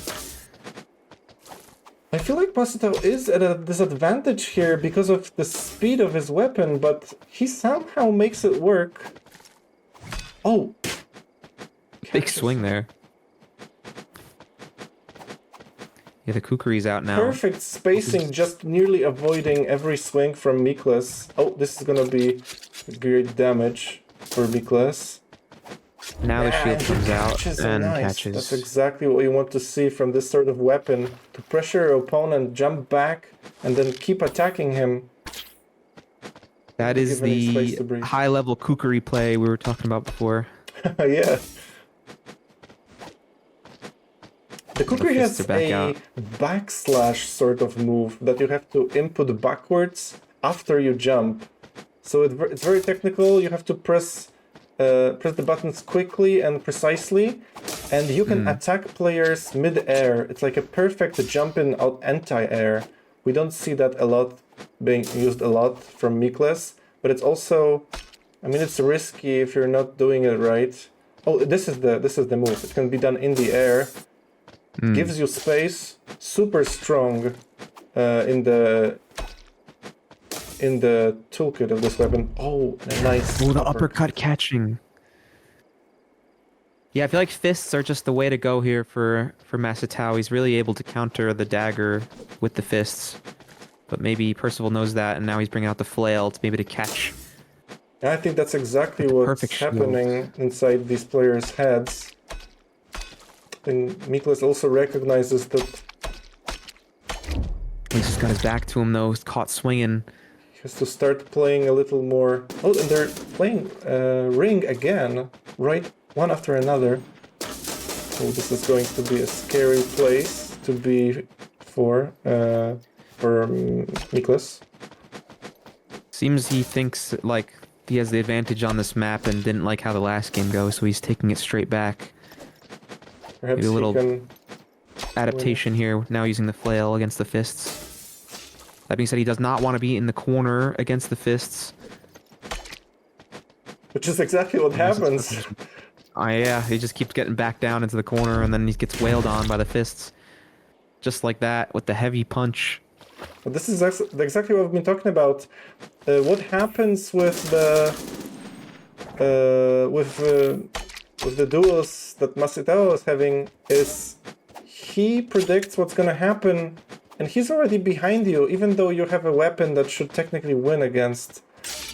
Ooh, parry. Your opponent's weapon. Punish. I feel like to punish that, instead of swinging so wildly, he needs to wait for Masatao to make a read and then read the read, you know what I mean? Like, if Masatao jumps to try to get behind right as you're swinging, you just need to not swing and turn around. Yeah, but at the same time, here easier said than done. For Percival, it's super hard to figure out when is the time to... Oh, Masatao's pulling out his machine gun again. Yeah, because at the same time, you could not swing, and then he could just not jump behind you, jump in front of you, and start swinging at you, and then you made the wrong read. Yeah, hard to figure out the right moment to strike when playing against a very patient opponent. Oh, that was the roll through. Good roll. That Miklas really needed that. This will give him some momentum. Oh, he just closes it out right there. Right Very now. Nice. Yeah, the flail's really good against his giant greatsword, but when the fists come out, he seems to struggle a bit more on this map. Now we have the minigun. Making it tough for him to jump above him. Just trying to keep him in the corner there with the minigun. Breaking out the cleaver. Jumping just in time away from the reach of the minigun. Oh, shield break midair, but unable to punish. Hits him in the back, though, as he's trying to get away. Catches him again, jumping. Seems like Masatao keeps trying to go over him, and Percival's just short hopping and catching him in midair. Whoa, what a back and forth round. Oh, and the dodge! Oh, the dodge. Oh my god, this is high level play. Ooh, but he catches him, and Percival's gonna take a game. Perfect. Or a round here. And now we're in round 5. Oh no! That's and his health goes all the way down. Will he be able to do anything with this? I was just about to say Percival was finding his footing on this map. He gets caught by the minigun, and that's it. So now it's match point for Masatao. If he wins this map, he is the champion. Percival has a lot of room to come back as he gets parried and just trapped in the corner with the fist. But he's going to respond with the flail. Should be a good map for him to run away until he is ready to attack. But will he be able to... Yeah, a lot of space. Knock down there. The minigun's coming out. Try and close it out. Just really quick. What you can always do is hit him, and there we go, Percival. A lot of just touchy gameplay, just being on each other's sides, just holding shield, not sure when to swing. What he wants to see right now. Okay, he switched back to the kukri. Mastel could just... Oh! He could just attack the bow. Poise through it. He's just staying under the ledge here, yeah. Fortunately for Miklas, he's ready to... Oh, run away, but he jumps into the swing! Mastel being ready for every option that the opponent makes. Shutting him down. That big sword just catches so much. Doesn't even look like it would hurt. It looks like a blunt weapon. It doesn't even have an edge to it like a sword. But it is hit damage, so... It's just a giant slab of metal. I think I heard some Russians calling it ice cream. That's really funny. Does look like... Smacking him with the ice cream bar. It's just... English not being giant able to chocolate run dough away. bar. This might end quicker than we think.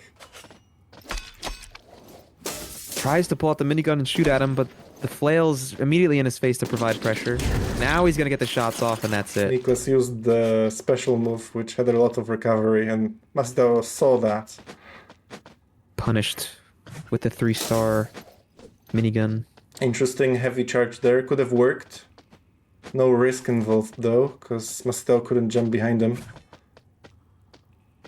Both shielding away. Nobody committing. Kind of just no, jumping around. No one's swinging. Ooh, stays lying down for a bit just to dodge. And the shield break is gonna come through. Last chance to run away here. Down. He doesn't jump over him, which Masvidal tried to catch. Percival 1 round away from death. From losing. Oh, it's a Masvidal gets the parry. after draining his shield anyway. That's gonna be it. This is it. Masvidal is your 2-time champion. The giant ice cream bar, the minigun, and the fisticuffs. Unreal stuff. In true gladiator fashion. So are you interested in playing this game now that you've seen I absolutely would love to give it a try. I'd have to find a nice 3-weapon build that I can get some cookage on, but we'll see. I love the minigun. The minigun's so goofy. And the giant ice cream bar. It's just it's so funny that they call it that. That's hilarious. Unlucky for Percival. He had a great tournament.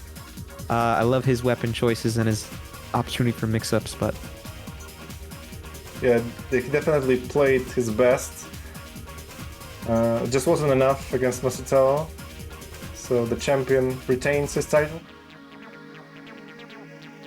Dan was here with me. Dan, thank you very much. It was a pleasure to casting with you. Of course, this is honestly such an interesting fighting game. A lot of mix-ups, a lot of mechanics to deal with, and there's so much depth, so much fun to watch. Thank you for having me. This was awesome. Oh, look at this frog.